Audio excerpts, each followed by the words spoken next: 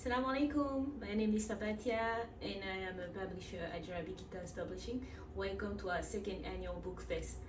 Alhamdulillah, a year has passed and another year is upon us.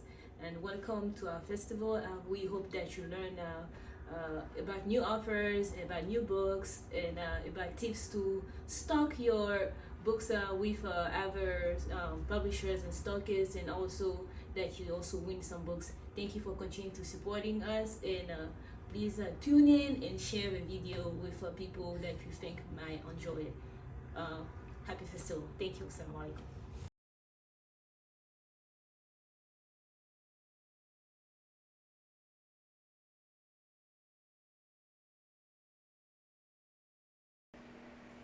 Hello everyone, my name is Rumki Chaudhary. I'm a published author and journalist and an active blogger on rumki.com, also Instagram at Rumki the author.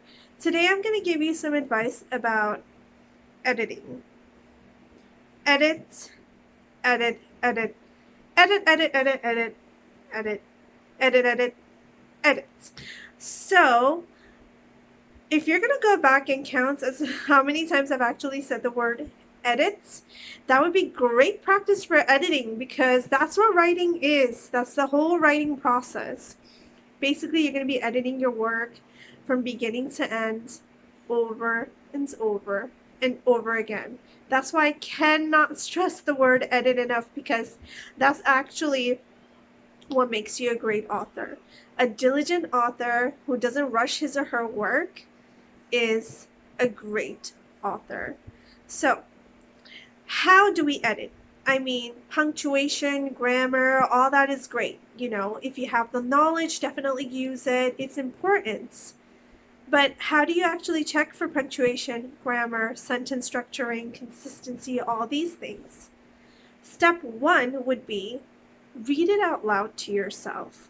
You have no idea what you're going to catch as mistakes as you're reading out loud to yourself. When you read out loud to yourself, you basically put yourself in the perspective of the reader.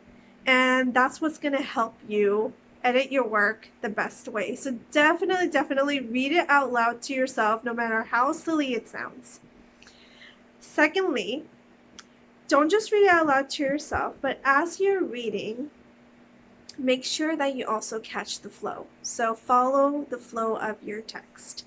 That might mean reading from where you left off last in order to continue writing the next part of your story or your poetry or whatever piece you're working on.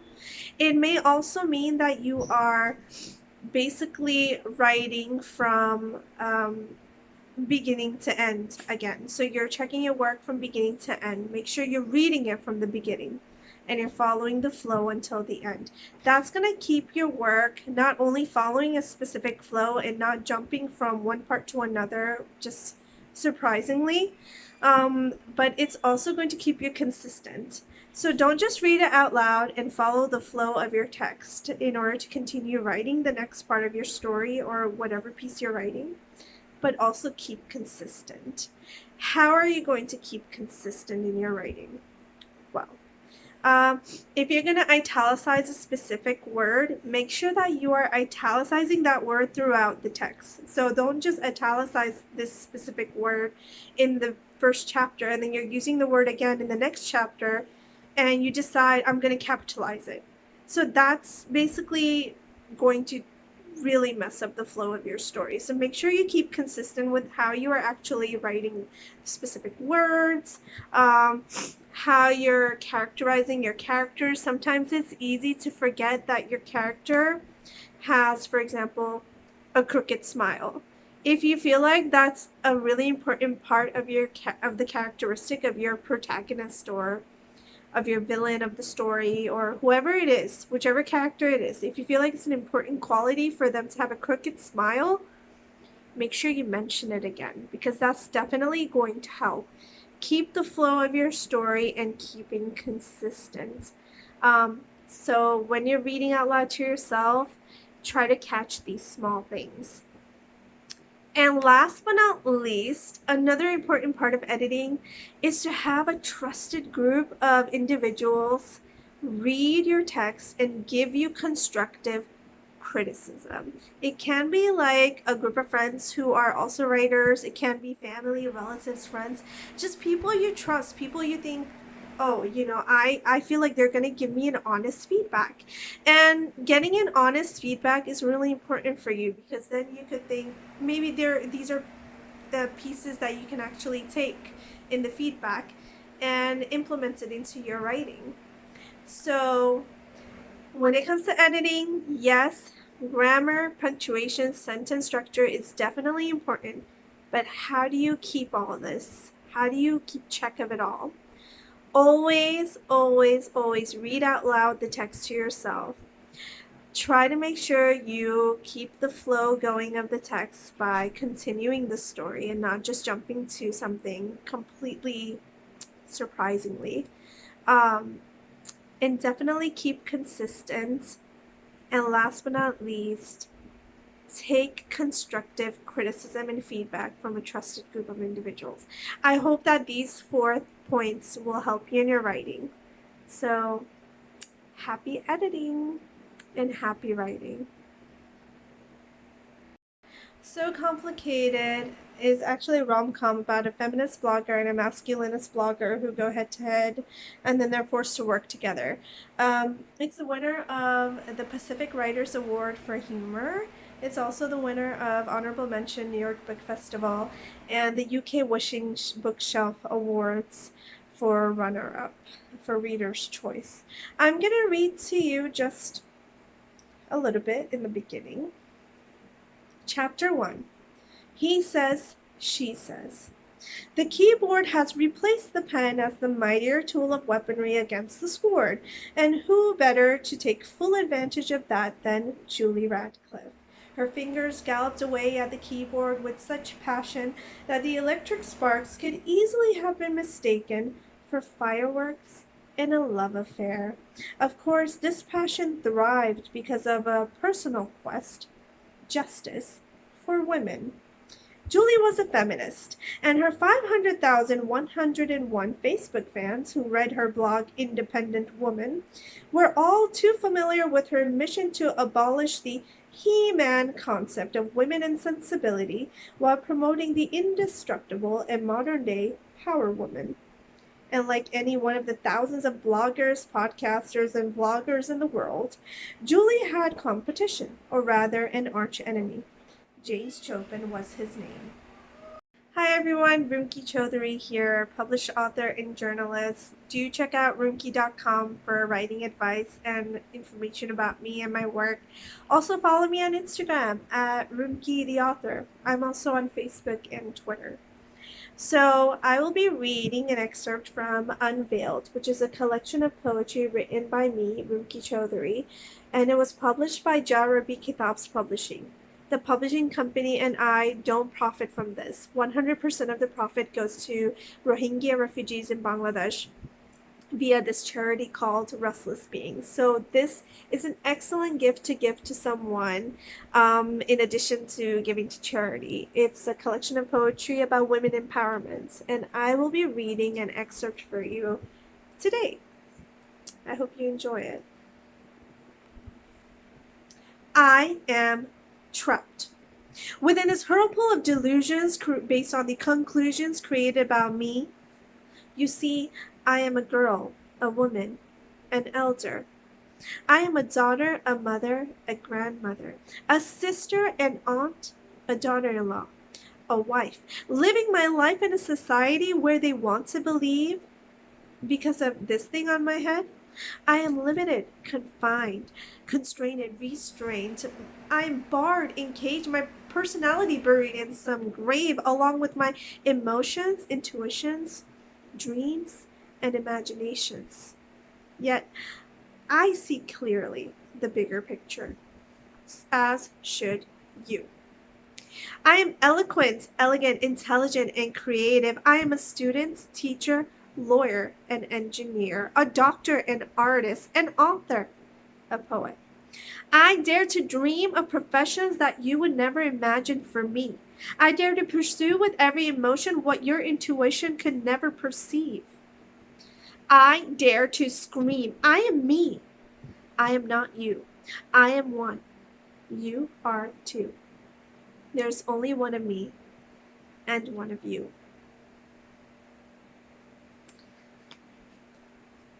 I hope you enjoyed it. I'm also going to read an excerpt from my first ever publication. It's actually the first and only Bangladeshi version of a Cinderella story that exists. We didn't have our own version, so I created one, and it's called Her Feet Chime. I'll be reading an excerpt from here. I'll just read, I think, the first page or two. I hope you enjoy it. Chapter 1. Its rose-colored stone walls shimmered in the blazing full moon. It was 10 o'clock p.m., the year 1872, and the palace had been refined the year prior.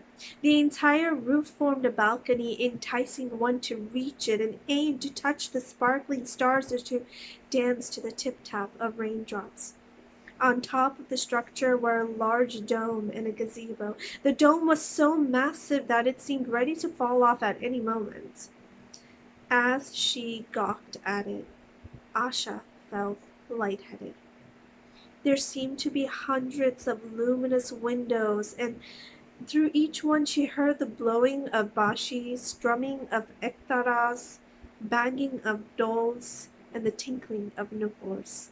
Surrounding the structure were red and white rose bushes, all of which were aligned as if to match the grandness of the building and the aristocracy of the people within it. With such luminousness, dreams of touching the stars and the moon, music and magnificence, one could only imagine the exquisiteness within the palace. If only Asha took the first step to climb the full 40 steps of the long staircase, she would understand the inspirational night inside of the palace. Yet she stood paralyzed. It was the awe of the palace that propelled Asha into deep thought and subtle fear. Her brown eyes barely blinked, her soft lips were tightly shut. Although her caramel complexion glazed in the moonlight as the palace did, she did not see herself worthy of entering it. However, the darkness of the night matched the blackness of her hair, which was tied up into a knot. She did not see herself fit to be cherished against the moonlit and starry background as the palace did. Although the radiance of the palace lights reached out to her ginger silk sari, mottled with specks of glitter, it fluttered in a light breeze, and Asha could not find the strength to reach the light. She felt wedged between two worlds. One behind her, a harsh reality to which she was told she belonged, and another in front of her, a dream that might never come true because it was a splendor some familiar said she was unworthy of. Thank you.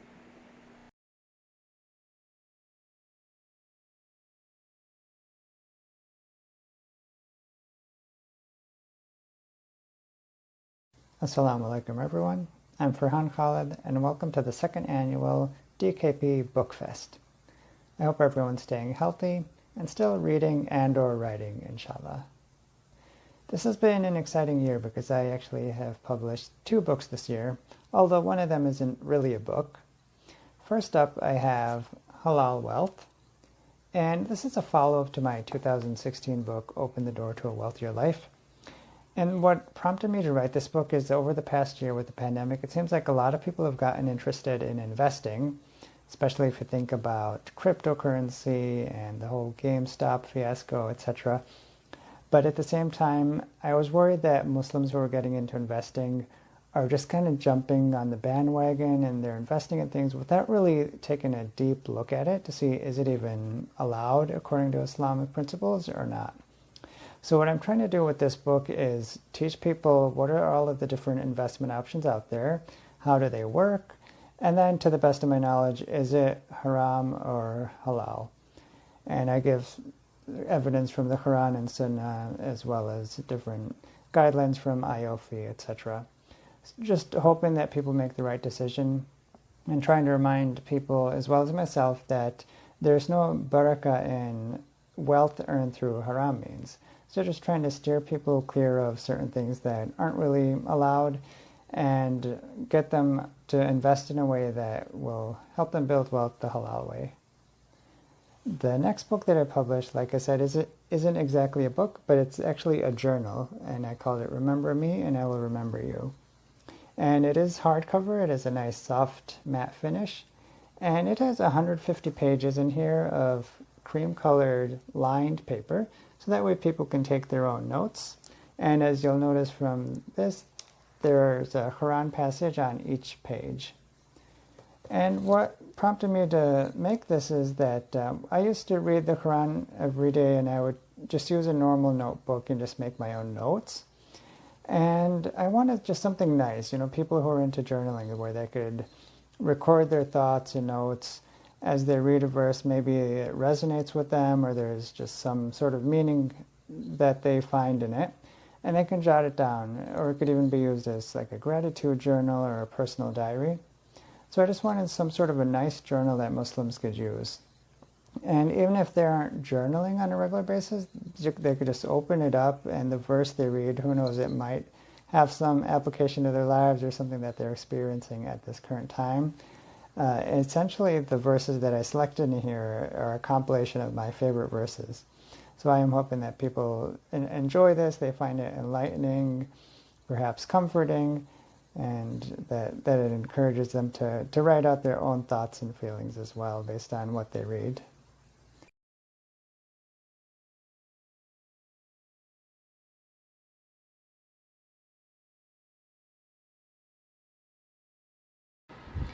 Bismillah, wassalatu wassalamu ala rasulillah, wa ala alihi wa sahbihi wa man wala. Assalamu alaikum wa rahmatullahi wa barakatuhu, and welcome to DKP's virtual book fair. My name is Marwan Ibrahim, and I'm the author of Dawood Loves His Books. I'm also an editor of children's picture books such as the Personalized Perfect Eid book by Tasmiyah Mahmood, and We All Have a Family by the ABZ's books. And I'm also an editor of other Islamic fiction and non-fiction adult works such as Here With You by Faraz Muhammad and The Forbidden Relationship by Maryam Yusuf. Alhamdulillah, I'm truly honored to be a part of this fair and to be able to share my experiences with you as a writer and published author. Alhamdulillah. Before I begin, I just like to give a shout out to my lovely, talented illustrator, Sister Nolatri Devi, and to DKP, Alhamdulillah, for launching me and my book into the world. Alhamdulillah, my book wouldn't be here if it weren't for your roles, definitely. So a bit about my book, about Dawood Loves His Books. This came about when I had an inspiration, and that led to a train of thoughts where I felt like we as parents and educators and caretakers, we really strive to, we really wish to teach our kids about the Quran and let them really understand what the Quran is from an early age. But I feel like it's still a very abstract concept for many of our children, and that has been the case generally, for really young kids.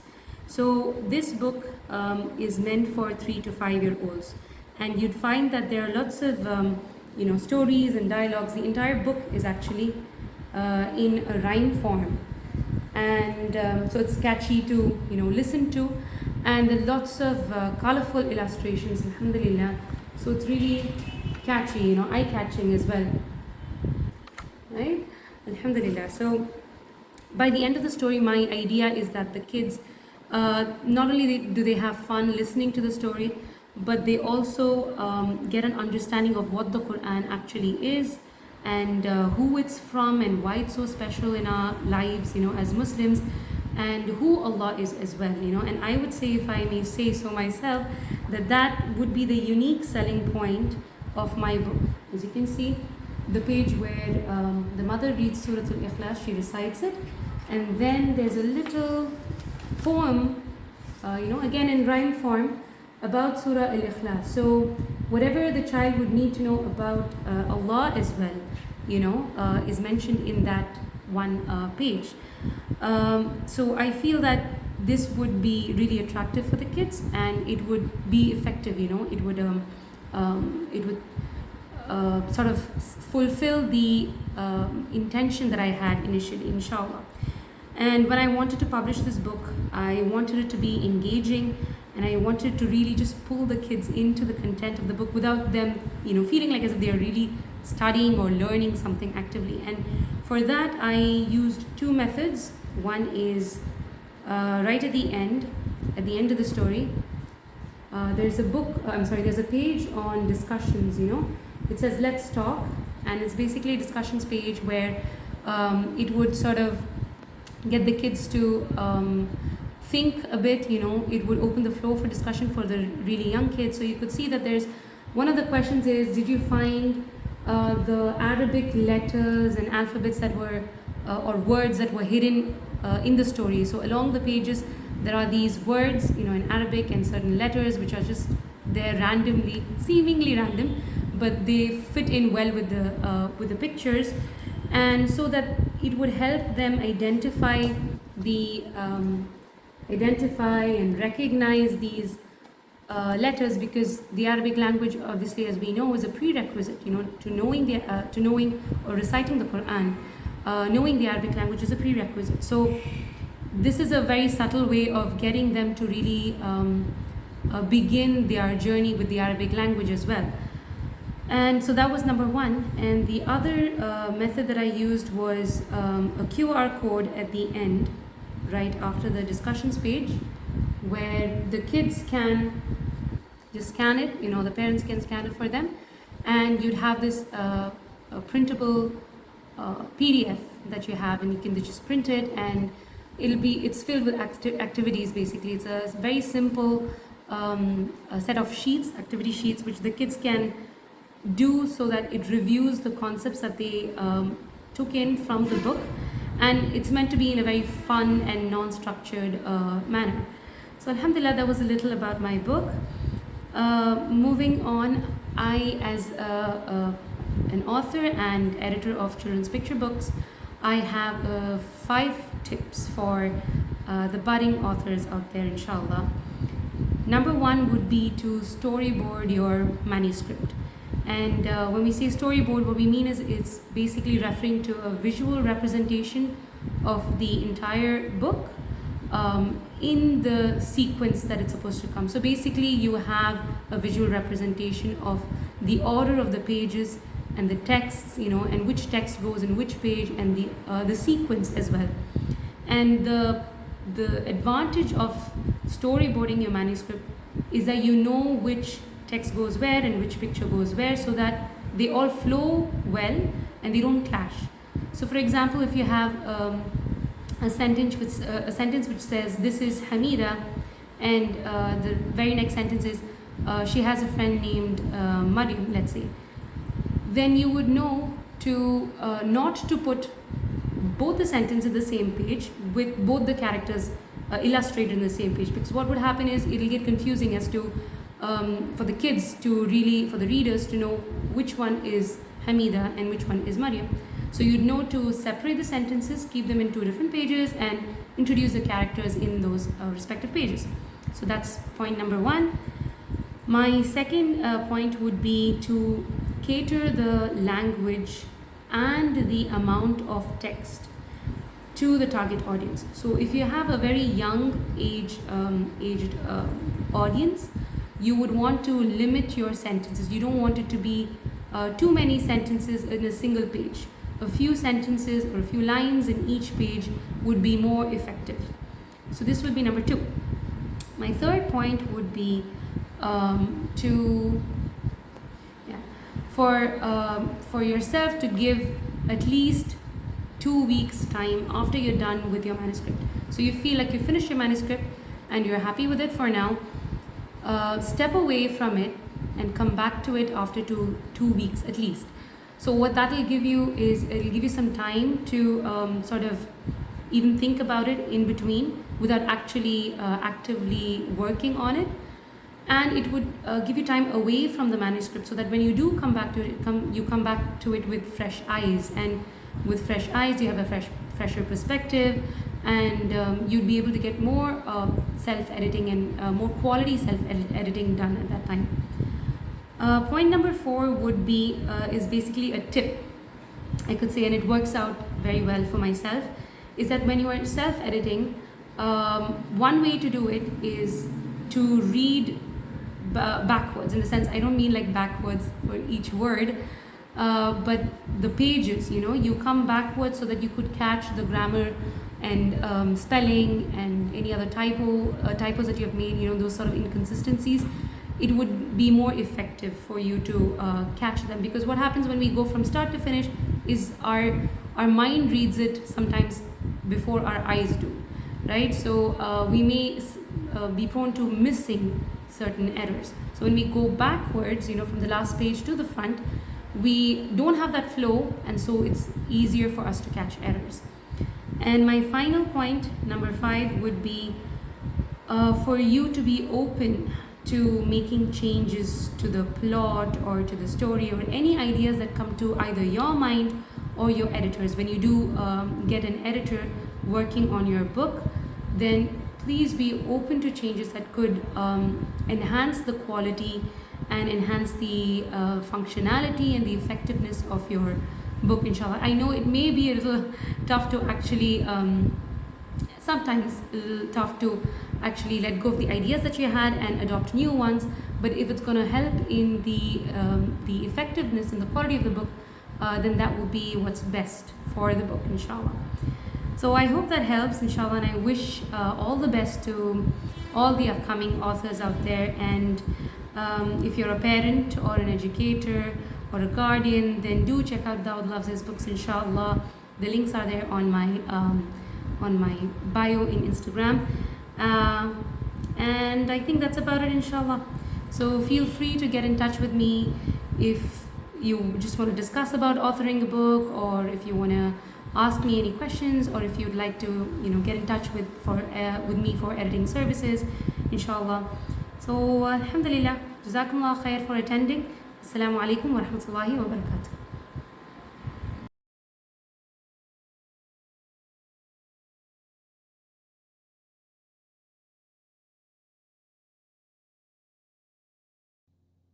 Assalamu alaikum, my name is Malati Lum and I am a writer from Australia, and I'm here to wish you all a happy DKP Bookfest.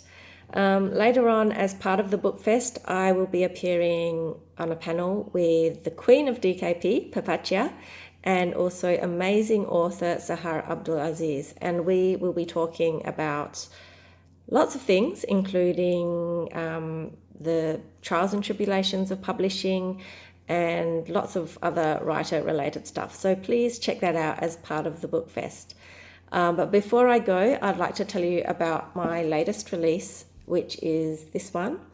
It is HIJJAH, The Lisbon Lawbreaker, and this is the 3rd book in the HIJJAH mystery series for children, which started out with, let me just get it here, the Istanbul Intrigue, and continued with the Seville Secret. You start to see a theme here. They're all based in places where there has been extensive Muslim history. And the 3rd one is the Lisbon Lawbreaker. So HIJJAH is, the mysteries are aimed at an audience of between the ages 9 to 12. So if you have any middle graders in your life, please get them into this series. HIJJAH is an Australian Muslim teenager who loves traveling the world. She's lucky enough to be able to do that.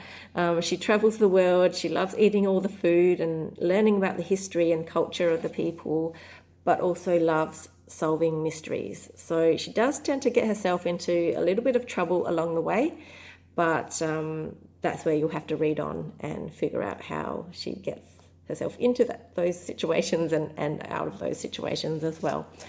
I think that's all I had to say, only that if you want to learn more about my books, please check out my website, which is www.malatilum.com.au, and on there I have links to all my social media handles, where I try to post regularly, but I mainly end up posting about my cats, but there you go.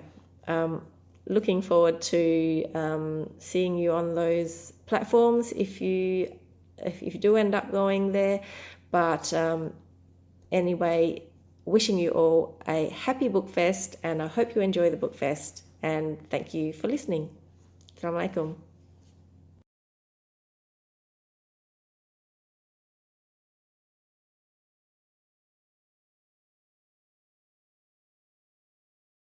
Hello and welcome to the second annual DKB Book Fest.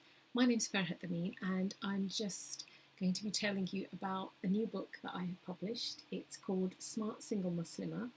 I self-published this book using KDP, and the reason why I first decided to write the book was I have a podcast called Smart Muslimah, and we had a number of discussions about the challenges Muslim women are facing in getting married. And it made me realise when I then wanted to do some research about the topic of pre-marriage advice, that I didn't find that there were many books catering to the needs of Muslim women, particularly those living in the West. There are lots of books about marriage and Islam and the roles and duties and responsibilities, and that's a brilliant thing. But I think there are particular challenges that Muslim women in the West face. For example, ideas such as feminism, liberalism, racism, even individualism are really affecting our choices. And I think it has become difficult because we have adopted some of those ideas. And then there are those ideas that have been adopted by the Muslim community which do not align with Islam.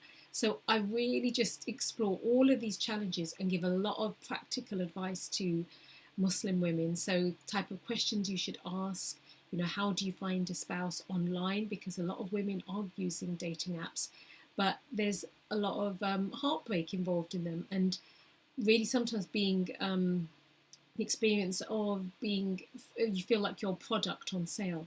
So I self-published this book in April of this year, and it's been a good process overall. I would recommend using Amazon because you then don't have to worry about getting an agent. So yeah, check out the book. It's available on Amazon in Kindle and in paperback.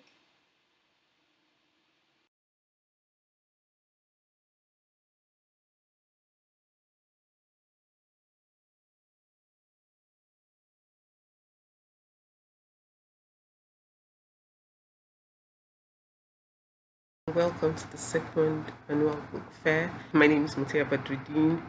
I am a Nigerian writer and author, contemporary Islamic fiction, currently resident in Saudi Arabia. I'm also an obstetrician and a homeschooling mother of 3. Today I'm going to be giving you a glimpse of my latest book. It's called Rekia and Z, and I'm going to be reading a selection from the book as part of this book fair, inshallah. Rekia and Z is a contemporary Islamic fiction that is set primarily in Nigeria, detailing the lives and friendship of 2 Nigerian Muslim women and how they use that friendship to deal with their trauma and their faith and loss of faith and family and innocence and a whole lot of themes. You can check out the book at most online publishers. It's available if you're interested in getting a copy for yourself. Rekia and Z is actually from both of the main characters' perspectives, so they have alternative perspectives. So this particular selection is going to be from the perspective of Zainuna, who is the Z in the Rekia and Z. Right, so I'm just going to start with reading, inshallah. I was going to take the opportunity of his absence to clean my father's room when I heard her. It was early morning, hours yet before Rekia would normally join me downstairs for breakfast, and I had made it a point not to intrude upon her until she did. But standing in the corridor between the 2 rooms, I could not ignore this. The sound was primal, a cross between sobs and groans. It was pain in auditory form. Ya Rab, I prayed, undecided. Please help her, whatever she's going through. Whatever she's been through, please heal her. I peek into the room and my fears are confirmed. This is not physical pain. Perhaps it would have been better if it was. She sat huddled in Mommy's prayer corner, dressed in her old abaya. Her knees were drawn up and her arms wrapped tightly about it, making her appear even smaller than she was. Small, defenseless, and very hot. Her gaze was glazed, blank and staring at nothing, or at something I could not see. Her body rocked in a front and back motion. And from time to time, the sound emitted from her slightly parted lips, low and frightening. I could almost imagine that it arose not from her lips, but from the depths of her soul. In the scant time it took me to catalogue these details, I was crossing the room to her. She did not see me, did not hear me, did not feel me. Even as I sat with her and put my arms around her, shedding tears for her that she probably never did for herself, I knew she had been hurt. She had hinted as much last night. What I didn't know, or what I hadn't known, was that she was still hurt. In fact, I, with my staid life where nothing happens, could never begin to imagine the level of pain she must be feeling in this moment. So I did what I do every time I was in over my head. I prayed. Ya Allah, we are your slaves, daughters of your slaves. Your control over us is absolute. Your judgment upon us is assured, and your decree for us is just. I ask you by every name you have called yourself, or revealed in your book, or taught of anyone in your creation,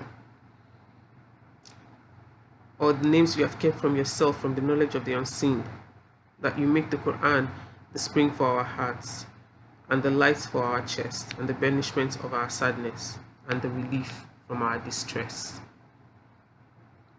This dua was recommended by the Prophet, peace be upon him, for the believer in distress and anxiety or despair. It was my mother's favorite dua, and I always thought it apt, seeing that she was a hafizah of the Quran. I, on the other hand, was too lazy, either to complete my memorization or to use this long dua consistently. But crouching beside the vibrating shell of my friend, the words tumbled from my lips, bursting forth from somewhere I had not known I had retained it until this moment. I repeated the Arabic words over and over, asking for solace for her and forgiveness for myself. Because being a witness to her pain made me realize how easy I've had it and how much I took for granted. The love, security, faith, and family I had been given, all through no effort of mine, buffering me from the harsh reality that is life. I don't know how long we were there, but eventually she quietened down. The rocking stopped and her eyes focused. She sagged against me, limp. Z, I am so tired. In that moment, she was the frailest I ever saw her. And this was a girl who had learned to mask her vulnerability from a very young age. I had only ever seen her significantly discomfited one other time, when her father had paid that visit during the midterm break from Nora. But compared to this, what am I thinking? Nothing compares to this. I help her into Mommy's bed, taking a moment to pull the abaya off her. She drops into an exhausted sleep almost as soon as her head touches the pillow. And I sit at the foot of the bed, still trying to wrap my mind around what just transpired. The level of emotion I just witnessed, all raw and so real, was such that I wasn't even sure I wanted to know what brought it on. I think back again to Mommy's assertion that HIJJAH had been hurt. Well, that was obvious now. But the truth is, my mundane life did not give me a frame of reference for something like this. In my life, things had pretty much gone the way I expected them to. Even my challenges and disappointment. The most severe blow I've ever had to deal with was my mother's death. And even in that, there was solace in knowing that she, inshallah, was in Allah's mercy. I couldn't begin to fathom what could possibly cause a person, HIJJAH in particular, this amount of pain. I look around the room, noting that we had almost finished the task of clearing it up. We could probably finish it in one more sitting, Already the room looked decidedly empty, driving home the fact that I had lost my mom, and that in a few days, once we were done with this task, Rikia would be gone too. Last night, I thought that we'd stay in touch after she leaves this time. Now, I'm not so sure. Whatever she's battling with, she hadn't wanted me there then, and chances are she wouldn't want me this time either. I got up. I'd already said my voluntary prayer after sunrise today. For me, it was 2 rakah, and I struggled to keep it regular amidst the frenzy that was my life. But today, I needed to pray again. For Rekia mostly, that she finds peace and freedom from whatever is holding her hostage, but also for myself, in gratitude, and to ask for forgiveness and seek wisdom and courage.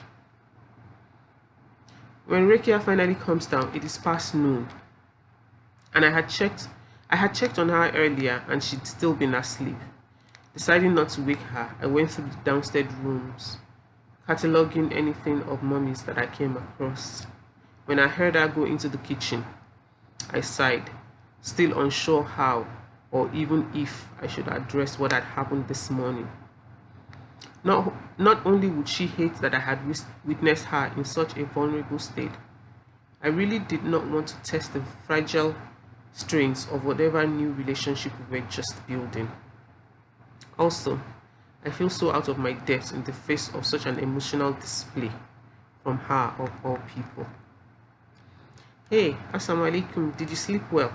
I tried to keep my voice level, missing her gaze openly. In that moment, I made a snap judgment call. I wouldn't bring it up unless she gave an indication she wanted to talk about it. Then I would buck up and be there for her. She responded to my greetings, then turned to the fridge that she had been busy raiding before I came in. I did not make breakfast. It's fine, she interrupts. This will do until lunch. You are planning to make lunch, aren't you? I look into her teasing eyes. She's giving off an awfully light vibe for somebody who had an emotional breakdown, or whatever it was this morning. But that had always been her way, hiding behind an enigmatic facade. I momentarily contemplate calling her out on it, then remember what she said yesterday and what she looked like a few hours ago. I let it go. Her sigh reached me just as I began to turn away to prepare lunch. Z, remember when I said I did not want to talk about what happened to me? I gave a non-committal Well, I still don't want to talk about it. There was a short pause, but I'm glad we're friends again. I heard the slight raise at the end, and I knew the mindset that made the statement a question, so I smiled. Me too. The ensuing silence is comfortable. My smile widens. I have missed this. I have missed her. It feels good to be able to admit that. So, that's the end of my reading selection. I hope you enjoy it. Please check out Ricky and Z. Thank you so much for listening to my selection and enjoy the rest of your book fair. Assalamu alaikum.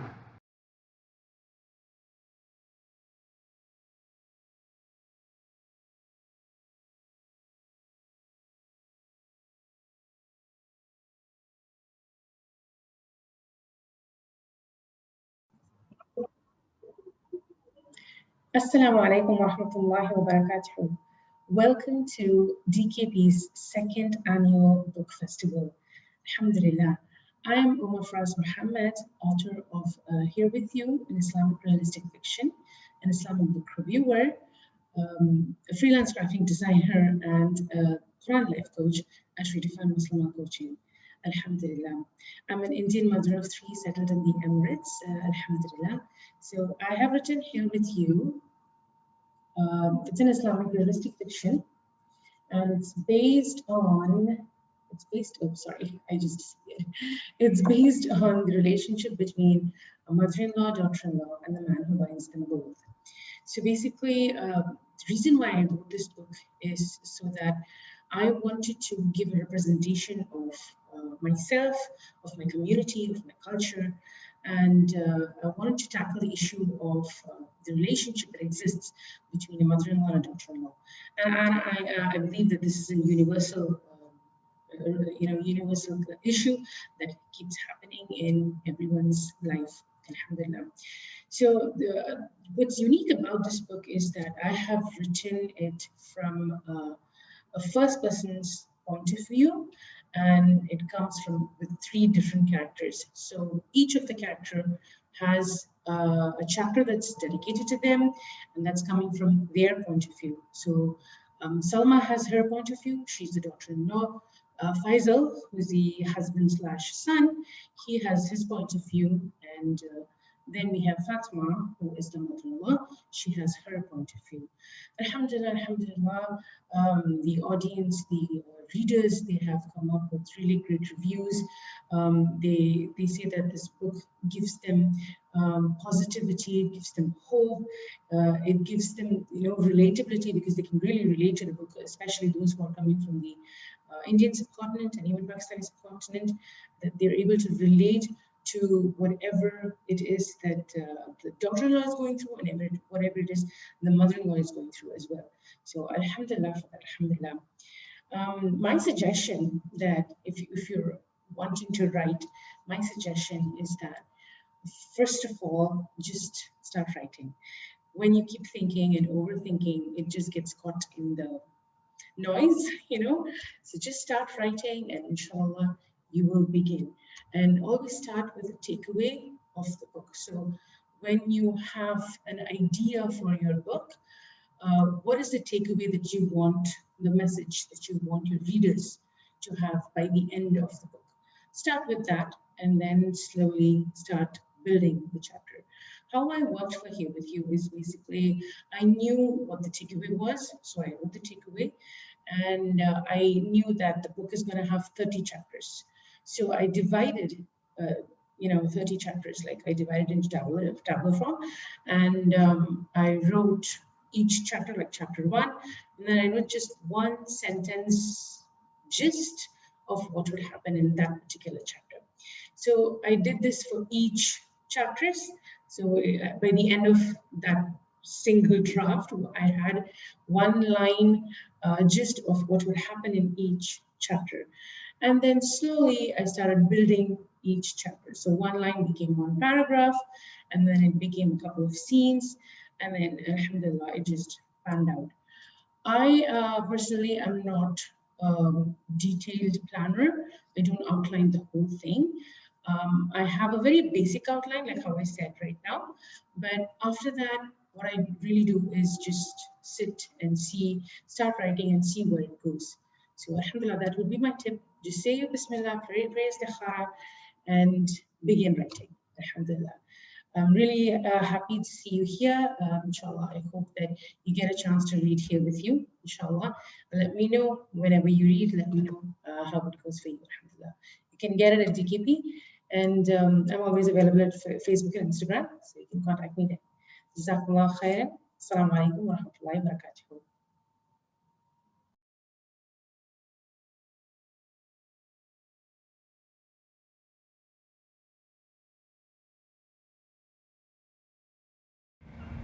Hi, my name is Shireen Hakim, and I'm an award-winning author from Los Angeles, California. I'm published in the anthology America's Emerging Writers, and in there you can read my fiction YA dystopian short story, Amna Faruqi's Diary. Soon, my fiction children's short story will be published with Moo Girls, so look out for that.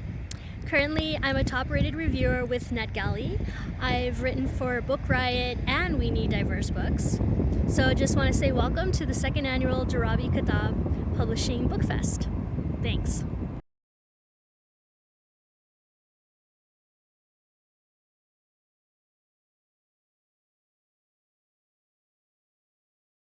Thank you, Jarabi Kitab Publishing, for inviting me to the second annual festival. I am so glad and honored to be a part of your festival. Thank you so much.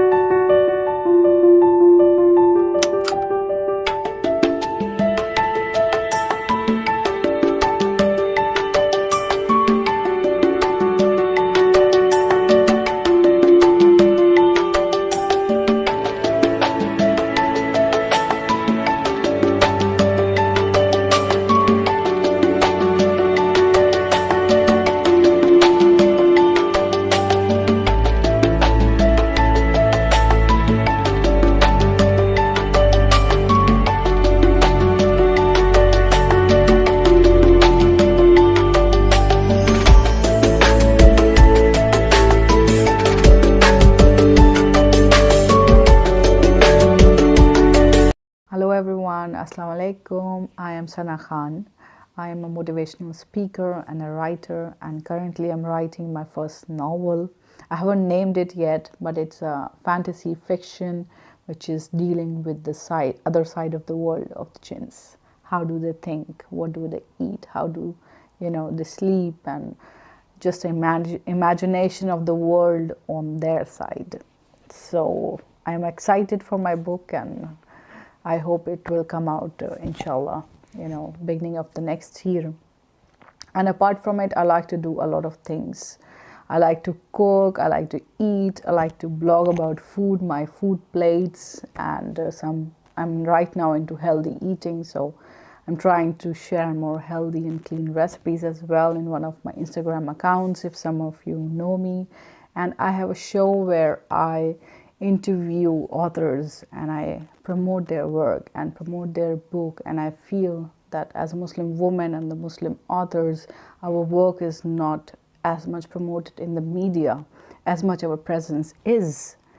We are there on the world scene. There are Muslims living in the West, there are Muslims in their countries, but not a lot of media talks about the Muslim authors and the women, and we don't see ourselves, in the characters of the books which are in the West, which are written with the Western characters, or the representation of the Muslim woman or a man is very stereotypical.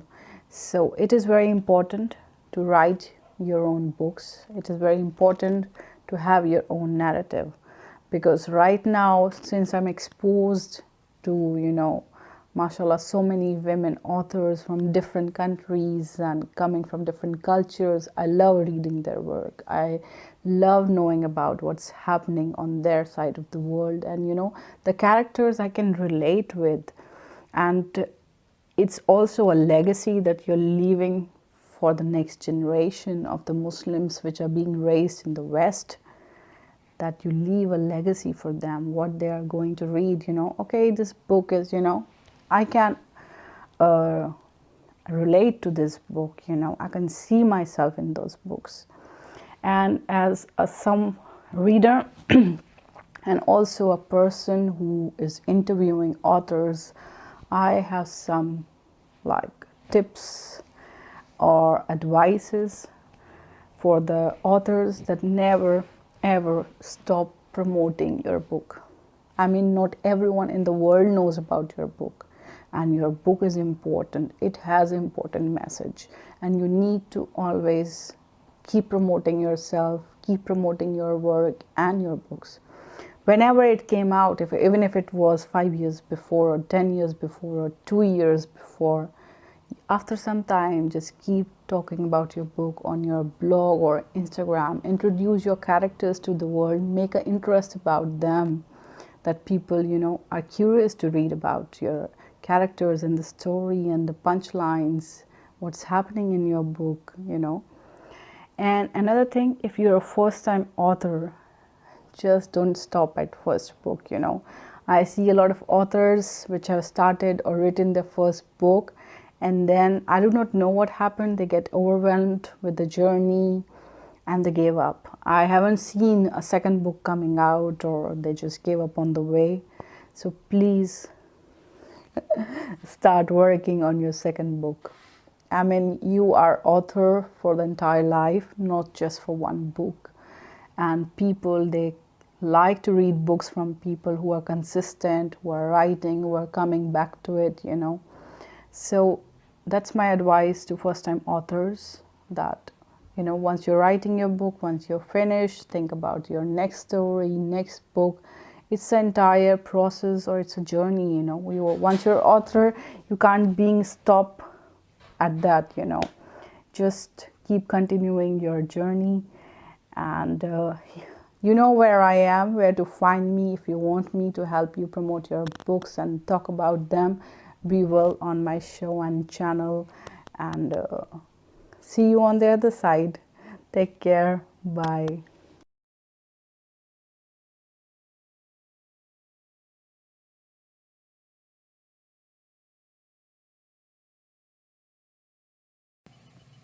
Assalamualaikum. Hi, I'm Farah Zaman, author of the Moon of Masar Mystery Series. Welcome to the second annual Jarabi Kitabs Book Festival. I'm happy to be here with you and thank you for tuning in. In case you're not familiar with my books, here they are. Moon of Masara, Sign of the Scorpion, The Hour of the Oryx. Today I'm going to talk a bit about brainstorming your ideas to begin writing your first book. I know there are many of you bookworms out there who have lived and breathed books all of your life and dream of writing your own. Perhaps you've taken creative writing courses or you've been reading up like crazy on writing techniques, but you're flummoxed because you don't know where to start. I've been there, so I know exactly how that feels. Stay with me and I'll share a few simple tips that will help you to get out of that slump. Okay, here we go. Tip number 1. Set yourself a time to write and show up. Turn on your computer or laptop and type the name of your book on the first page. If you don't have a name as yet, just type manuscript. For me, I went down to the basement one night and that's how I got started. Tip number 2. Summarize your story in a short elevator pitch. For example, 4 teenagers set out to search for a famous diamond that disappeared years ago and find themselves investigating an old murder and other mysterious happenings. I find that the elevator pitch will solidify the story in your mind and reinforce your desire to create it. Tip number 3. Write down all the ideas you have, including the characters talking in your head and what they're saying. If you've had scenes flashing in front of your eyes, write those down too. For my 4th book coming out soon, Beneath the Crimson Circle, one line of dialogue that I heard in my head gave me the idea for the story. Stay with me and I'll tell you at the end of my presentation what that is. Tip number 4. Do the necessary research. There are some books that call for a lot of it, especially historical and fantasy novels, where you have to do a lot of world building. You have to know what type of food your characters eat, what type of clothes they wear, and what their surroundings look like. Some books don't require as much research, so if you want to do it as you go along, that's fine. It's totally okay for you to develop your own processes and systems along your journey. Tip number 5. Write a plot summary. Example. During their vacation to Bayan House, Zaid and his sister Zahra helped their new friends Lila and Adam to search for the famous Moon of Masara diamond that's hidden somewhere in the house. During their search, they see mysterious boats coming into Bayan Cove at night and discover a journal that sheds new light on the long-ago murder of Captain Rafiq, Lila and Adam's great-grandfather. The teenagers must solve a riddle to find the diamond, dig into the past to learn the truth about the murder, and solve the mystery of what's going on in Bayan Cove at night. Tip number 6. Write an outline of the book. Confession. I started out as a pantser, so for my first and second books, I went straight into the prologue in chapter 1. Some of you might favor this method, while some of you might prefer being a plotter, so the entire novel is outlined before you start writing it. As I said, I've actually done this for my last 2 books. For the outline, I do a short chapter-by-chapter outline. For example, chapter 1. Zaid and Zahra arrive at Bayan House with their parents. They meet Lila and Adam for the first time. Zaid and Zahra settle into their rooms and then meet the rest of the household at dinner. Later that evening, Adam and Lila tell Zaid and Zahra about the famous Moon of Masara diamond that is hidden somewhere in Bayan House and ask their help to search for it. Continue the outline for chapter 2 by summarizing what happens next. Always keep asking yourself what happens next. This will carry you until the conclusion of your story. Tip number 7. After finishing your outline, start writing the first draft. This is where you fill in more details to make your story come to life. Keep going until you reach the end. Tip number 8. After you finish your first draft, give yourself a hearty pat on the back. You've reached a great milestone. Tip number 9. Improve on your first draft. Continue to fill in more details that are needed and check your story structure and pacing to make sure everything flows. Now for the last tip, tip number 10. Edit, edit, edit. After that, get a couple of beta readers to give you feedback. For me, I also use a professional editor and proofreader to get my manuscript in the best shape possible. And that's my 10 tips for brainstorming your ideas to begin writing your first book. And now for that line that spawned the idea for writing my fourth book, Beneath the Crimson Circle. It was, if you tell anyone, I'm going to cut your tongue and feed it to the birds. Thank you for listening. Now go write that book.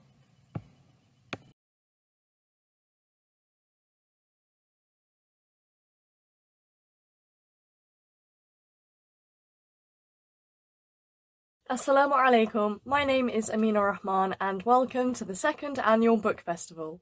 So I'm a poet and a spoken word artist from Cambridge, UK, and I'm 17 years old. I guess my writing journey began from when I was about 8 years old, and that was when I had entered my first ever writing competition, which was the Young Muslim Writers Awards here in the UK in 2015. And alhamdulillah, I'm so glad to say that I was able to take home the trophy on the day. And I think that's where it all really kicked off. It made me realise that I wanted to become a writer, I wanted to become a poet, and it also made me think that maybe other people would want to hear the things that I had written, or maybe even read them. Since then, I've been writing and performing poetry, two things that I absolutely love, and I've loved being on stage from such a young age, so I thought, why not put both of them together? So in 2016, I wrote my first poetry collection, Poems by Amina, which consists of fun and amusing poems for children. And then 2 years later, I wrote Soul Change, which is more sensitive, and I decided to write about tackling racism, celebrating our identities and diversity, tackling bullying, and many other social issues that affect humanity today. I've also contributed to a wide range of print and online publications, such as Writing Magazine, the Muslim Women Times, the Muslim News, as well as to BBC Radio. Last year, I represented Cambridgeshire at the BBC Upload Festival with my poem Please, which was about the death of George Floyd, and it's just about tackling racism and accepting who we are as individuals. Earlier this year, I was commissioned by BBC Asian Network to write and perform a poem exclusively for them that celebrates Bangladesh at 50 this year. I wrote my poem called Proud to Be, and it is basically just about me being proud to be who I am, about being British Bangladeshi, and just being proud of my identity. Earlier this year, I collaborated with International Women's Day. I wrote and performed a poem exclusively for them called Changing the Future. And it's just about female empowerment, being proud to be a woman, and celebrating all that we do around the world. And this July, I will be collaborating with South Asian Heritage Month, so stay tuned because I'll be releasing a poem very soon. So thank you so much for listening and watching my video. Please feel free to connect with me on Facebook, Instagram, Twitter and LinkedIn. And that's all from me, and enjoy the book festival!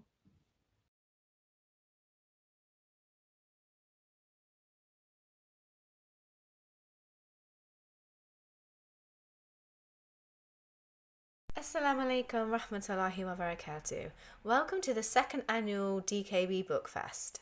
My name is Shuya Malhabi. I'm a published author of fiction novels and a migrant children's book series. My journey to writing started about 10 years ago when I left my banking career and travelled to the Middle East and stayed with my family in Palestine. Whilst there, I discovered their stories and culture and traditions and decided that I wanted to share more with the world because not many people will get to see life in occupied Palestine. This had me embark on my journey to write my debut novel, Jasmine Falling.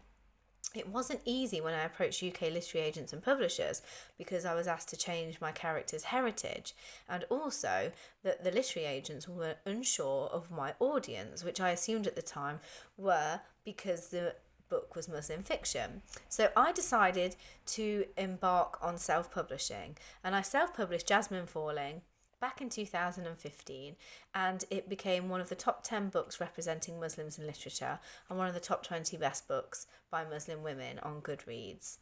Now, this is important because the books that are out sometimes conform to stereotypes and tropes, and I really felt that I had an authentic perspective but not everybody understood.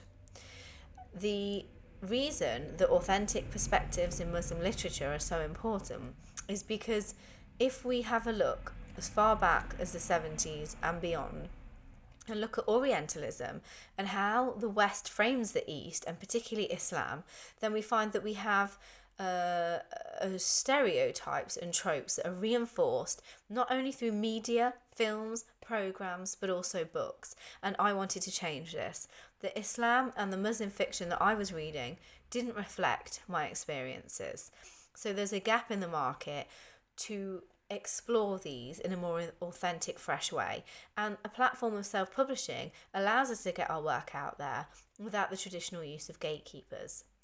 My second novel, The Tower, was published by Beacon Books, an independent publisher in the UK who support my vision. The Tower was then selected as academic set text at a university in Pennsylvania on a course of Muslim voices post 9/11. It's also now used in schools and colleges and has been described by a notable academic as how you write outside of Orientalism, even internalised, and is an example of how you live Muslim realities that don't pander to tropes. Now, why is this important?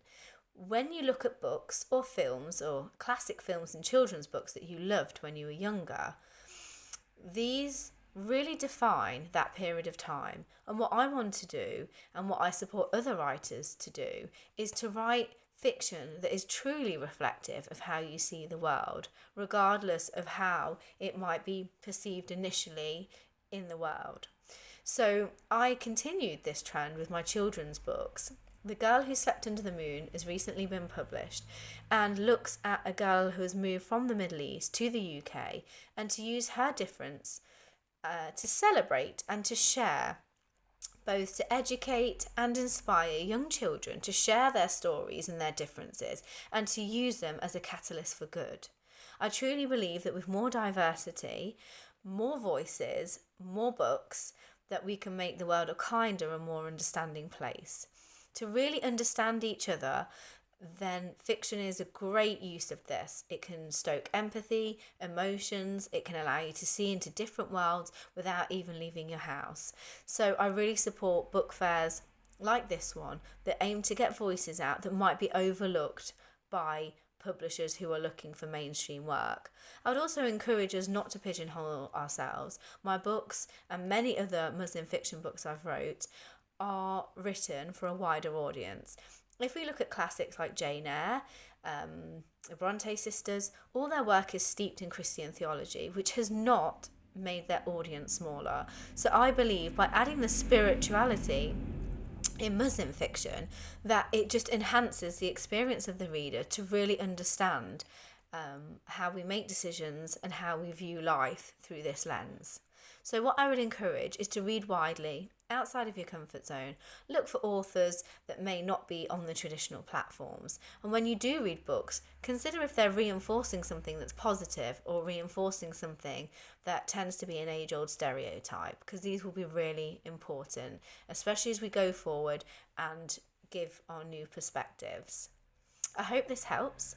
I can tell you a little bit more about my new projects. My children's migrant books are now going to be a series, so we will discover more journeys of how children adapt when they're moving, my child specifically from the Middle East to the UK, and that will be continuing with The Girl Who Stitched the Stars, which will be out in 2022. I'm also working on my third novel, which is based back in Palestine, in a lesser known area of the West Bank. And this will also be published by Beacon Books in 2022. So I hope you follow for more. And if you have any questions, then please get in touch. Otherwise, to all the writers out there, be confident and bold about what your perspective is and what's unique to you, and share it. To all the readers, thank you for your support, and continue to read widely. Salam.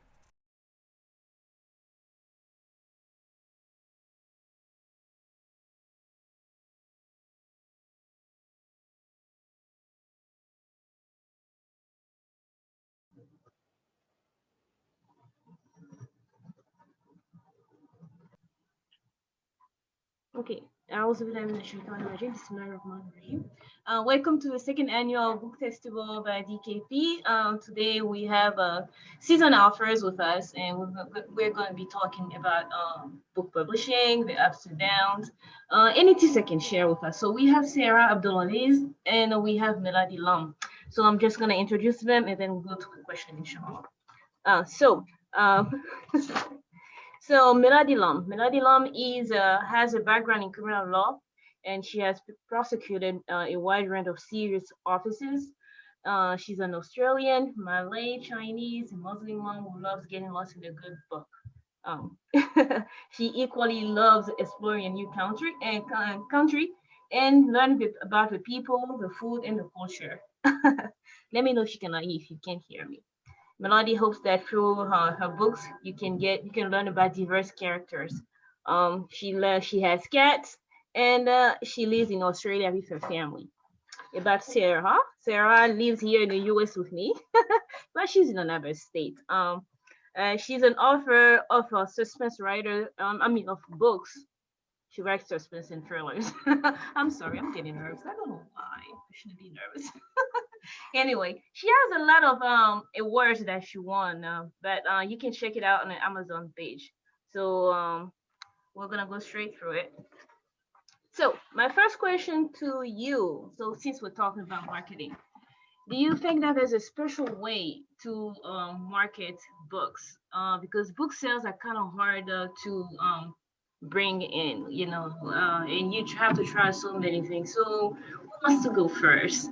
Sarah, Melody. You go first, Sahar. Well, yeah, there's so many different ways that you can market, and there's really no one right way. There are wrong ways, but there's no one right way. Right.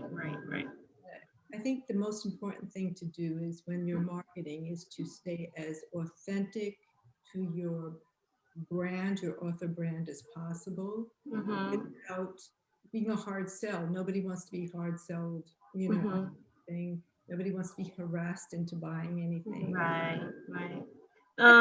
And you have to be able to get the information out on your book in a different way. So it's a balancing act, and trying to find that balance is pretty difficult. Yes, it is challenging. I agree. What about you, Melody? What do you think? Do you have any tips for that? Yeah, totally agree with Sahar. It's like it's a bit of also for me. It's been a bit of trial and error as well. I've tried new things with each book that has come out, and I've some things that I have done, I've gone, oh, I'm not sure if that worked, or and I've tried. So with the first book, I tried mainly, doing quite a bit of trying to get exposure in my country, in Australia, and then I found out that most of my sales actually come from the US. And so that's really interesting. I'd love Australians to buy my book as well, and some do. But it's I guess there's also a difference in the population of people who might be interested in my book in different countries. So that was quite interesting to see. I haven't tried actual ads on Facebook or Instagram, even though I try to have a presence on those social media platforms. I don't, it's not something that marketing itself, it's not something that I love doing necessarily. It's one of those things that you just got to do it. And I've recently started with Amazon ads as well. So it's early days yet, but it's looking promising, and I'm learning a lot on how it works and what to do. So that's my new kind of goal for this year. Oh, that's good. Yeah, for me, I think what has worked for me, a lot of things have not worked. But I think soft sales have worked.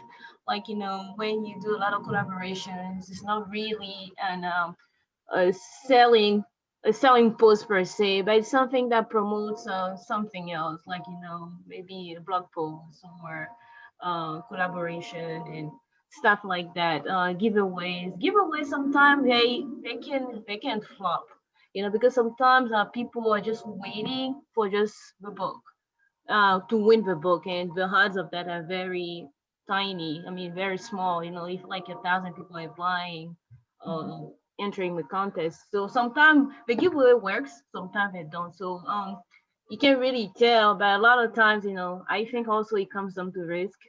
Like if it's for you, it's for you. If it's not for you, but I think you also have to, like, as authors and publisher, you can't just let it also go to risk. You have to make the effort to promote your book. You have to make an effort to get it out there. You have to make an effort to, like, to go to try many things, many platform, and like you said, a lot of your audience is from the US when you're in Australia, and we have stuff like that too. Like, we have a lot of people in the US, but I also noticed that we have a lot of people from the UK who buying our books here. So we have an audience in the UK, which is awesome. Alhamdulillah. Actually, there's a lot of people like India. Like, sometimes I have to do, whenever we're doing the royalties, like you see a bunch of, like, I have to do a bunch of translations because it's like there's India, there's Canada. Canada also brings some people, so alhamdulillah. So usually for me, I don't like to just use one blogger. Like, I like to use different people, different bloggers from different background. Like if for this book I tried people in Italy, I'll try people from another country. So then these people are related for some people in Pakistan or other people in Colombia. It's kind of weird. It's weird how people are connected. Like, with the digital age today, people have family all over the place. So it's like one person can be in Australia, and they will share with somebody else who is in Africa. It's just, so I feel like we have to, like, be as diverse as we can when we're promoting these books. You don't necessarily have to spend a lot of money on it, but you just need to, like, expand your reach, like, expand your reach with, like, new offers, and things like that. So I think that was pretty good as answer. So we'll just go to the next question. So what have been your wins? Oh, well, we all talked about that. I don't know, the wins and techniques and everything. What has been your experience in publishing? Well, Sarah has been with mainstream, and she's been with small publishers, small. What about you, Melody? What has been your experience with publisher in the publishing industry? Like, trying to get into mainstream or small I'm press not or as indie. experienced. Yeah, sorry. Yeah, I'm not as experienced as Sahar, and I haven't been in the industry as long as her. But my books are all self-published. I have with the first one. It was in 2016, and at that stage, I just didn't actually think that there would have been a place for me in mainstream or or traditional publishing. I had done a bit of research, but there just wasn't that much out there, particularly in Australia. And so I didn't even bother really going down the traditional publishing route.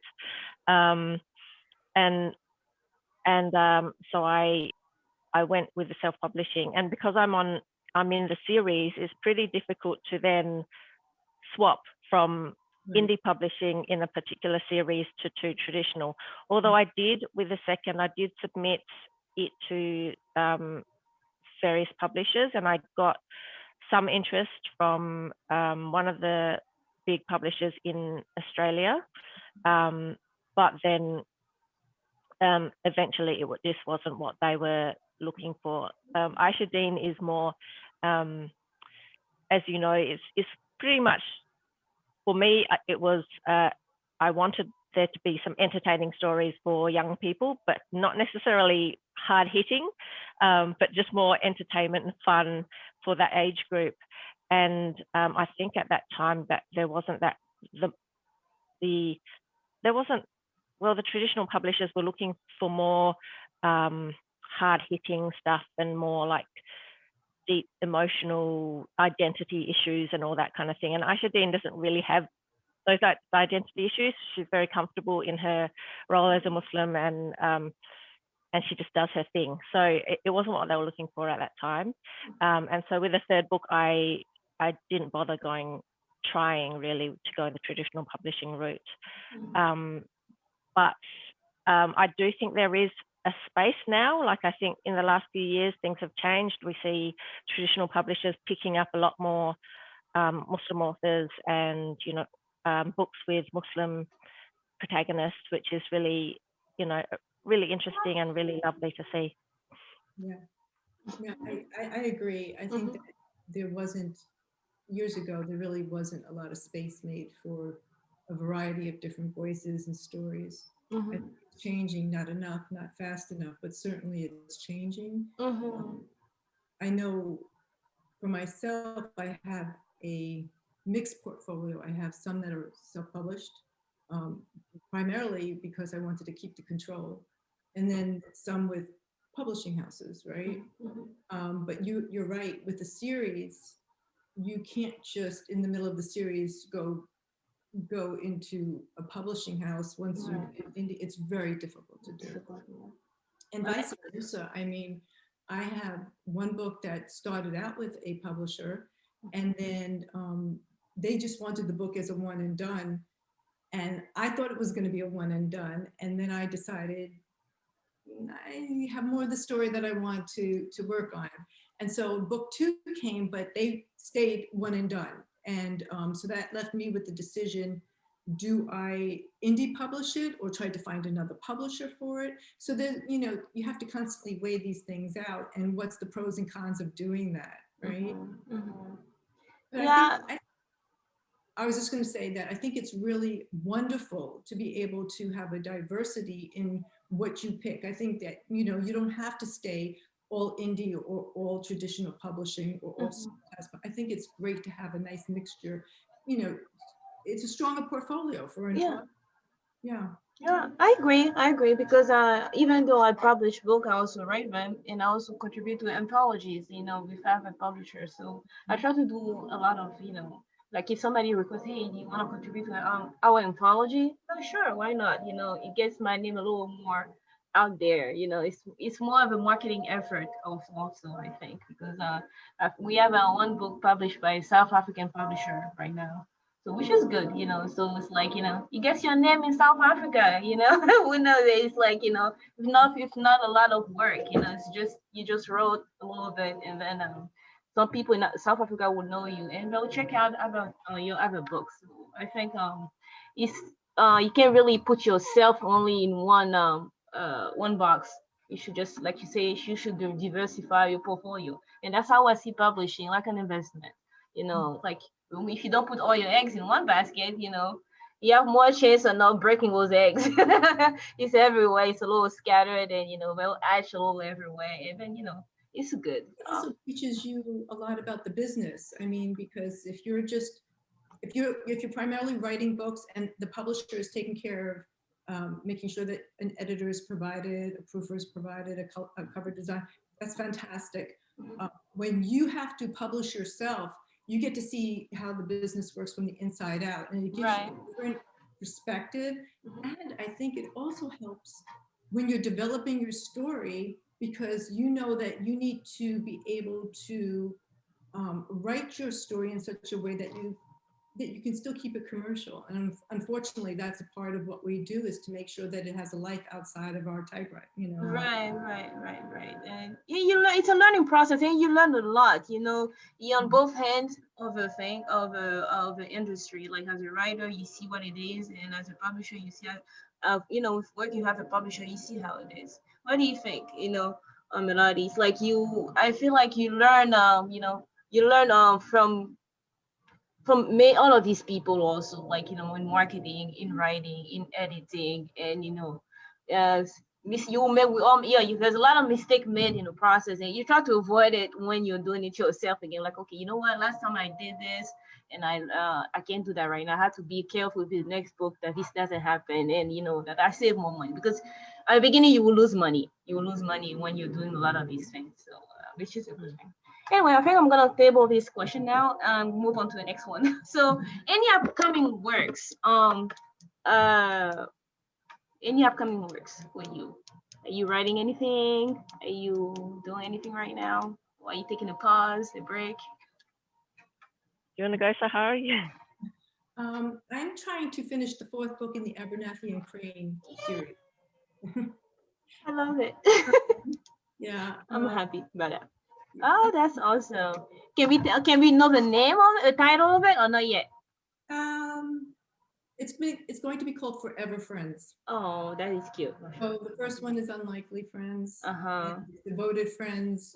The third book was Unexpected Friends. And the final book will be Forever Friends. Oh, so that's the final book? I thought you were doing the 5. That's how I'm planning it. I'm planning, okay. So it might change, you never know. Like when I wrote the book, it was supposed to be a one and done. I never ever thought I was going to write a series. This is the first time I've written a series. But I had so much fun with the characters. Erwin, Abernathy and Harper Crane, and it's just, they're so quirky. I just, have to be going a little bit. They are.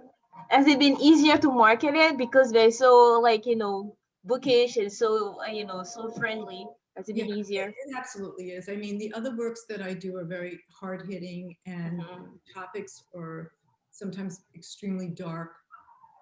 This is fun. This is satire. This is still real life interjected into a family of people that got together, and now they're a unit now, where before they were strangers. But and they tackle some hard subjects, but at the same time, it's not done to the level of the other books that I do, where the thrillers or the suspense, those can get gritty. There's nothing gritty about Erwin Abernathy and crew. They're just having, one disaster after the other. So I'm having a lot of fun writing them. I crack myself up laughing sometimes while I'm writing. And that's awesome. That's fun. So it is easier to market, and that's another thing about marketing, is that you have to. It depends on what genre you're writing in. What kind of response you're going to get. I mean, the Abernathy and Crane, it had a big response because it's fun, and people are looking to escape. Where the other books, they have to consciously say, I'm going to read about this topic. I'm going to expose myself to this information, even if it's in a fiction format. Yeah, that is true, because me, I don't pick up sad books for the fun of picking sad book. It's like I put myself in that mood first. I'm like, why would I want to go read a book and get sad? I pick the book because I want to read it and I want to know what's out there. So it's true. You have to put yourself in that mood first. I like to, when I pick a book, it's because I want to have a good time, good downtime, because my work is very stressful. So you know what I'm saying? So when I pick a book, I want to relax, have fun, and get lost for a couple hours. So, but I love your books. Usually your books are not like, I'm always in the mood to read your books. But there's certain books which are very, very sad. Those books I prepare myself before I go into that. Because your books are thrilling, like suspense. I like suspense. I'm like, what's gonna happen next? So, even though it's hard hitting, the suspense makes me want to read it. So that's good. Melody, I know you just released your book, the 3rd book, but are you writing the next one yet, or you're taking a break right now? It looks like I've can you still hear me? We can. Oh, yeah, your screen froze or something. I'm frozen, so I'm not really sure. That's anyway, okay. How to do that? How to fix that? I just released the 3rd book in the HIJJAH series, and so I'm, whenever I release a book, I have a bit of a if I feel kind of like, okay, now I just. Now I just need to rest and kind of relax or try to relax. I have a chronic illness, so I'm, it kind of hits me at certain times. So, and that's something that I just need to manage along with everything else. But I have been thinking of probably doing a short story in the series as like almost before it kind of all started, and potentially using that short story as a bit of a marketing tool as well, in that I can get people into the series through that short story. I've also been using, and this is kind of relating back to your first question about the marketing, book funnel, which is I don't even know how to describe it. Yeah. So I've been trying to build up my newsletter because I think I've probably neglected that a little bit in terms of trying to build that up. So that's what I'm working on. I'm also I'm trying to think about what the next project will be. I think I need a bit of a break from HIJJAH just for now, like after the short story.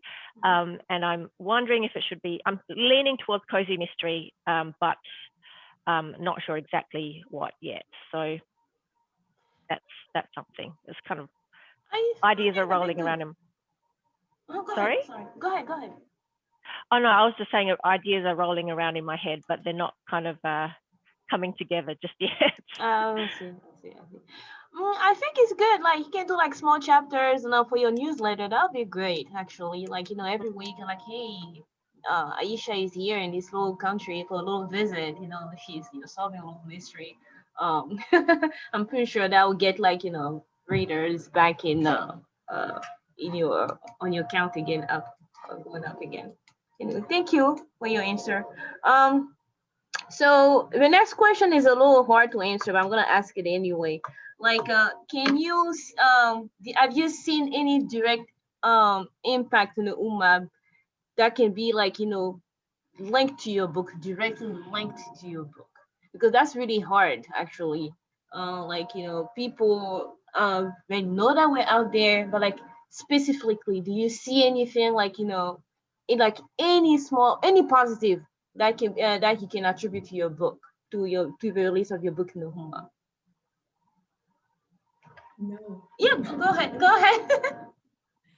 I don't personally see anything. I don't see any impact that my books have made on the community at all. Really?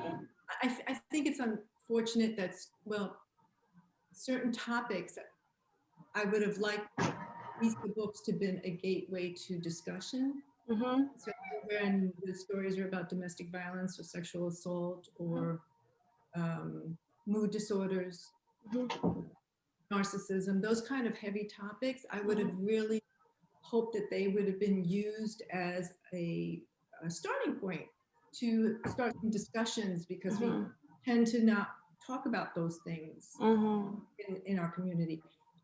As of yet, I haven't seen the impact my books are making. I hope they are making an impact. I think so, because I feel like sometimes like when sometimes they invite you on a panel. I mean, maybe on those panel you're invited, but maybe it's not really trickling like as you wish, as we want to maybe. But it's like people invite you, right? Like to like panels, like to events. Yeah. Right. I mean, I have to pick and choose what I want to do. I'm not, I need time to write. And so if I'm always marketing, everybody is freezing. To be able to concentrate. And right. I think that's an issue for a lot of writers, that we have to market our books and take that responsibility. And I never took up marketing in school. I don't have that information, so it's a lot of hit and miss. Whereas the writing is where my creative expertise is, marketing is not. So when I have to market a book or a story or myself or my own platform, it's virgin territory. I'm not sure if I'm doing it correctly. I'm not No, you're doing good. impact. And I don't want to be disingenuous. I want to be authentic and organic in the way that I my books and myself. I'm not into trying to shove my work down people's throats. That's just something I'm not going to do. You know, I don't. You know, I know there's a lot of agencies that are like, you know, buy reviews. Never. You know, do this or do that, and it'll sell this book or it'll sell. I don't believe in those. I don't believe in it. And I don't believe in it. It doesn't make people buy. You have to find an angle that's gonna make people like, you know, like it or click it or be engaged with it. You know, and that's good product. I think if you're putting out your most creative work, you know, there's going to be a community of people who are going to want to read it, and that's where you invest your energy into. Exactly. Your book is not meant for everybody. It can only find so many homes at one time, right? Yeah. Well, when my work, my personal work, I think they make the impact. They make an impact on the community, but not the impact that I want. Because usually, it's that writer that writes these stories, you know. So they know it's out there. So I know some of them are reading in hiding, and I was like, oh yeah, she writes these books, yeah.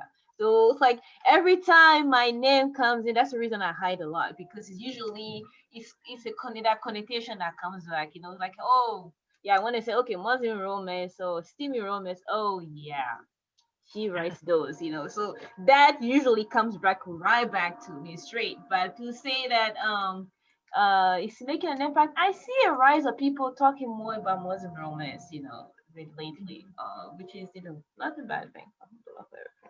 Yeah.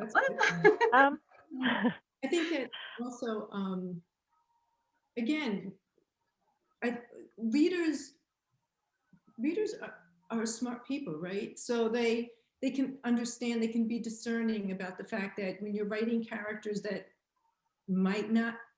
could be absolute villains, right? That there's a separation between who the author is and the villain in the story. They're not the same. You're not endorsing the behavior. You're not endorsing the behavior. You're trying to expose the bad behavior. You're trying to lay it out. You know, I have so many times people, well, who did you base, you know, this horrible person on? It's like nobody in particular. Just this is the character in the story. Yeah, it is. You know, it's like, like I said before, when you write it, you're a little mischievous. It doesn't mean it's you. But a lot of people, like I said, like I write romance, it doesn't mean it's my, you know, my love life. It's just that I just want to be a little naughty that way. That's all. It's just, you know, it's like, hey, I have stories in my head, all these, you know, voices. Okay, let me write it. So it doesn't mean, like, a lot of my characters, they could be people I see, but also a lot of them is just like plain me just, you know, exaggerating on certain things. Like, oh yeah, but you know, there's a little truth in it. Like I said, crazy people I work with and I met with, and I'm like, man, you would be great in a book if I just write a book about somebody who's like you. And I don't know the whole thought process, but I try to make it realistic. Okay, what would that person do if faced with that situation? You know, it's like that's how your creativity comes in play. So it's not always about people that we meet. Sometimes it is, but a lot of times it's just, you know, just being imaginative and fun. I'm so sorry if I don't know what's happening with my my video. Okay. Oh, that's fine. We can still talk. Yeah. Tell us about your. Yeah. No, I was just gonna say to her, like, I think it's sometimes hard to see what the impacts that you've had, but I think just merely even being there and being out there as a Muslim writer and writing about, you know, the diversity of Muslim experiences is, you know, has an impact. But I just think it definitely has one, because the more people who read your work, the more people who are, you know, touched or have, you know, can live those experiences as well. I've been lucky, I think, with HIJJAH in that, because it's for a younger audience, I've had a few girls who have dressed up as HIJJAH for their book week. So it's really, really cute to see that. The parents sometimes send me pictures or photos of their girls dressed up as HIJJAH, and that's really lovely to see that they've got a character that they can actually dress up as in their book week. So, but again, because it is for a younger audience, a lot of the time it's very difficult to get, or they're not on social media. They're not at the age to be on social media. So it's difficult to actually see what happens or what they think about it. But I really appreciate when the parents do reach out to me and say that, you know, their young child loved it, and that, you know, that they've never seen their child be so interested in a book before. So that's kind of really heartwarming to see that. I have to interject. My granddaughter read your third book. We read it together, and she was madly crazy, in love with this story, with the main character. She loved the description that you brought to the different places. She loved the strength of your character. Every day she was on top, and we would do one chapter a day. And she, you know, is it time? Is it time? You know, she just absolutely loved it. So that is awesome. That is awesome. Yeah, she should definitely read the whole series then. For that feedback. That made me so happy. That's awesome. That's awesome. Yeah, you know what, Melody, I can relate to you about for children or younger audience, people cannot see all the time, like, you know, the impact. Because I remember one day, one of my children's book, one of the reader took a picture of it, but her parents were not happy with it being shared on social media, so I couldn't really share that, you know, the happy customers. So it's true. I sometimes I forget that, you know, with social media and like all the threats of it, you know, sometimes you can really promote the book the way we want to because of the age of the readers. And but you know, that's what it is. Us, you know, were impacted by books of our time, right? I remember the Nancy Drews.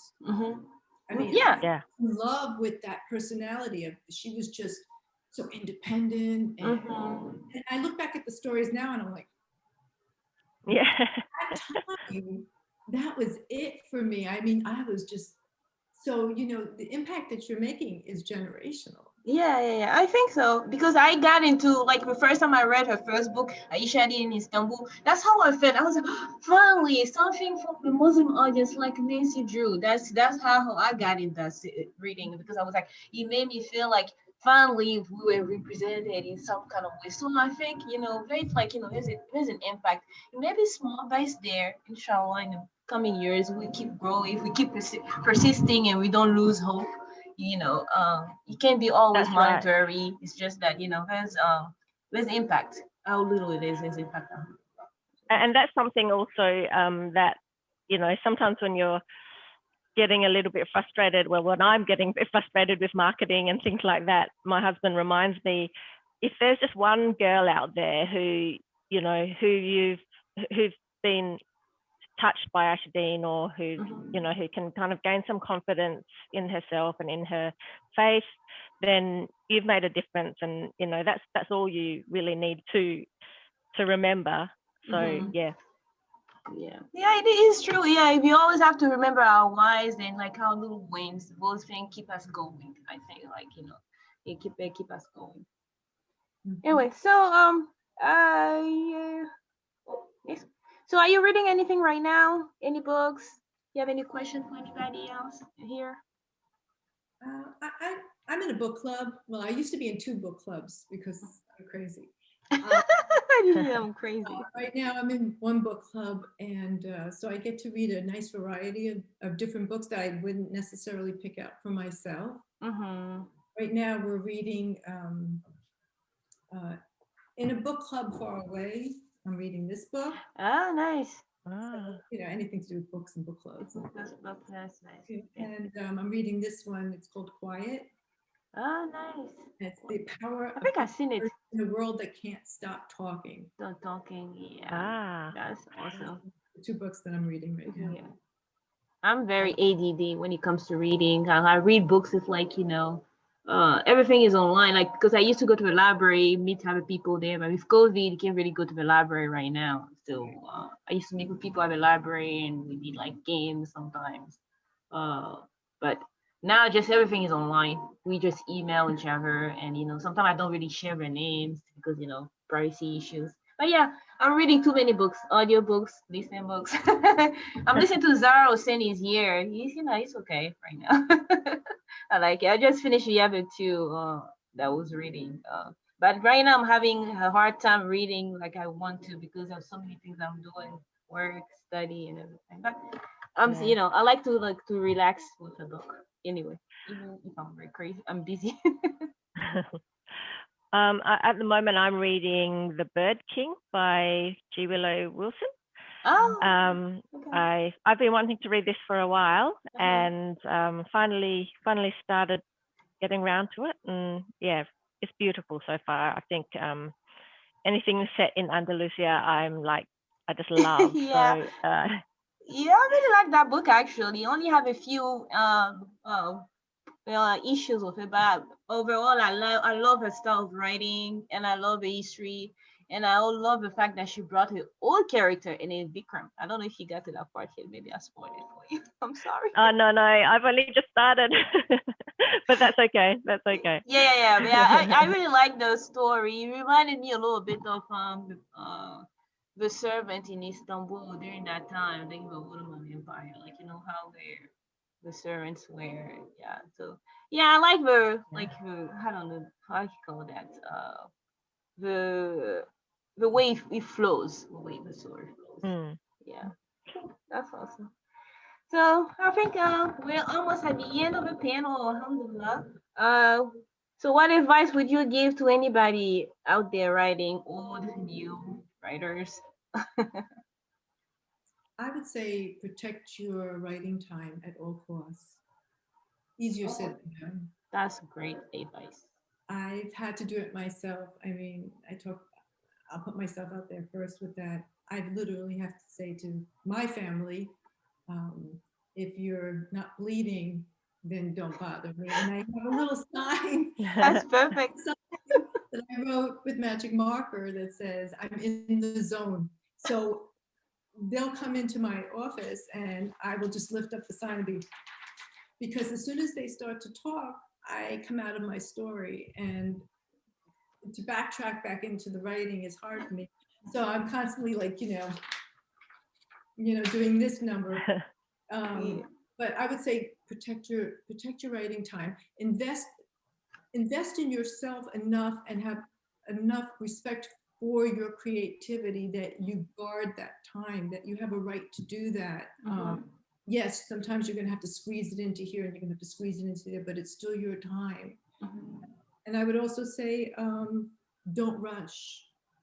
I know there's a lot of pressure on us to get the next book out, this is your timetable, you'll get it ready to come out. Take your time with it. Put out your best work. I go back and forth with that. Don't rush things. Sometimes I'm like, okay, I'm just taking my time. And sometimes I'm like, no, this needs to. It's like, I go back and forth. Like sometimes I'm like very chill. Yeah, and then sometimes I'm like, I don't know, there's a fire behind me. Melody, you wanted to say something? I'm sorry, I cut you off. No, sorry. I was just going to say that's excellent advice, and I'm going to try and adhere to that as well. It's something that it's a challenge for me to actually protect that time. But for me, I would say, and again, I have to remind myself of this, is to try to silence those voices in your head that kind of tell you that you can't do it, because it's for me, it's that you're not a real writer, those type of that type of voice, and it's still a constant challenge for me to do that. But I think that when I do silence those voices, I'm able to actually produce something. Whereas when those voices are kind of in my head, it is very difficult to even open the computer. So it's like, yeah, that's something that I need to work on, and I would also advise other people to work on as well. Yeah, that's a great advice. That's a good, because sometimes I have to get out of that phase. I'm like, maybe my editing needs some work, but I'm definitely a writer. So it's like I have to tell myself that, hey, you're a writer, you know, because it's very easy to like that, like, you know, to look at all your stuff and say, no, this is all crap. But you know, it's not real all crap. You worked hard to put that stuff out there, you know, and you know, it's like, yeah, you know, you're just gonna, it's just self-doubt sometimes, but it's not, the work is still good. We shouldn't listen to those voices. You wanted to say something, and I wanted to cut you off without knowing. Sarah. I was just going to say, it's the imposter syndrome. I think that we all suffer from it. I don't care who you are as a writer. You could have come out with a bestseller, and you're only as good as your last piece of work, right? And when is the next one coming? Right. So there's a lot of pressure that we put on ourselves, but there's a lot of external pressure that's put on us. Yes, that's true. That's true. You have to close those voices, because I know I feel it every time I know a book is coming out. I've worked on it for thousands of hours. I've put everything I've got into it, and it's getting published, and I'm a wreck, and I want to hide. Yeah. You're like, are they gonna like it? Yeah, you're like, definitely. Yeah, I get those jitters too. You know, it's like, right. I haven't written anything since since last year, and I don't know why. To be honest, you know. When COVID hit, yeah, it took a lot of the creative. I mean, it's hard to be creative when there's a global pandemic. Some people were able to do that. I wasn't. I was in a state of mourning. You know, the safety issues of my family, of my children and my grandchildren, my community, my friends, family, neighbors. You know, this is extremely hard, and it was hard to navigate, and then to have to try to be creative on top of that. I didn't do it. Yeah, it was really hard. I think motivation level kind of decreased definitely for me as well. All I wanted to do was eat and get lost in the book. Yeah, so I need to hit the gym. I need to hit the gym. I've been eating too much instead of writing. My pajamas. Huh? What did you say? I didn't hear you, Sarah. I said I think I lived in. Same here. I had to dress up to come here, but usually since I work from home, you know, so I'm always in my pajama, you know, like all day long, and crunching numbers in pajamas. When I had to go pick up my son, okay, let's put the hijab on and go get the son in. But you know, that's okay. The fact is that we made it through a global pandemic. That's enough. You don't have to produce on top of that. Now things are starting to open up again, and I don't know if that's good or bad. I'm not even going to go there. I think that slowly our creative spirit's going to be coming back in, and we're going to be able to navigate this more familiar territory. But for all of us, I think it was a struggle. Yeah, it was kind of hard. But things are looking out now. Anyway, well, thank you so much for coming. I'm happy that you came. That was a great discussion. Thank you for your tips. And making an effort to be here for the book fest. And I hope that people enjoy our insights and our tips, and our quirks and everything. Thank you so much, guys, for being here. God bless you. And Assalamu alaikum. Alaikum salam. Thank you so much for having me. I'm so sorry my video. No, that's fine. We can still hear. Alhamdulillah. Okay. Assalamu alaikum. Thank you, guys. Bye. Alaikum.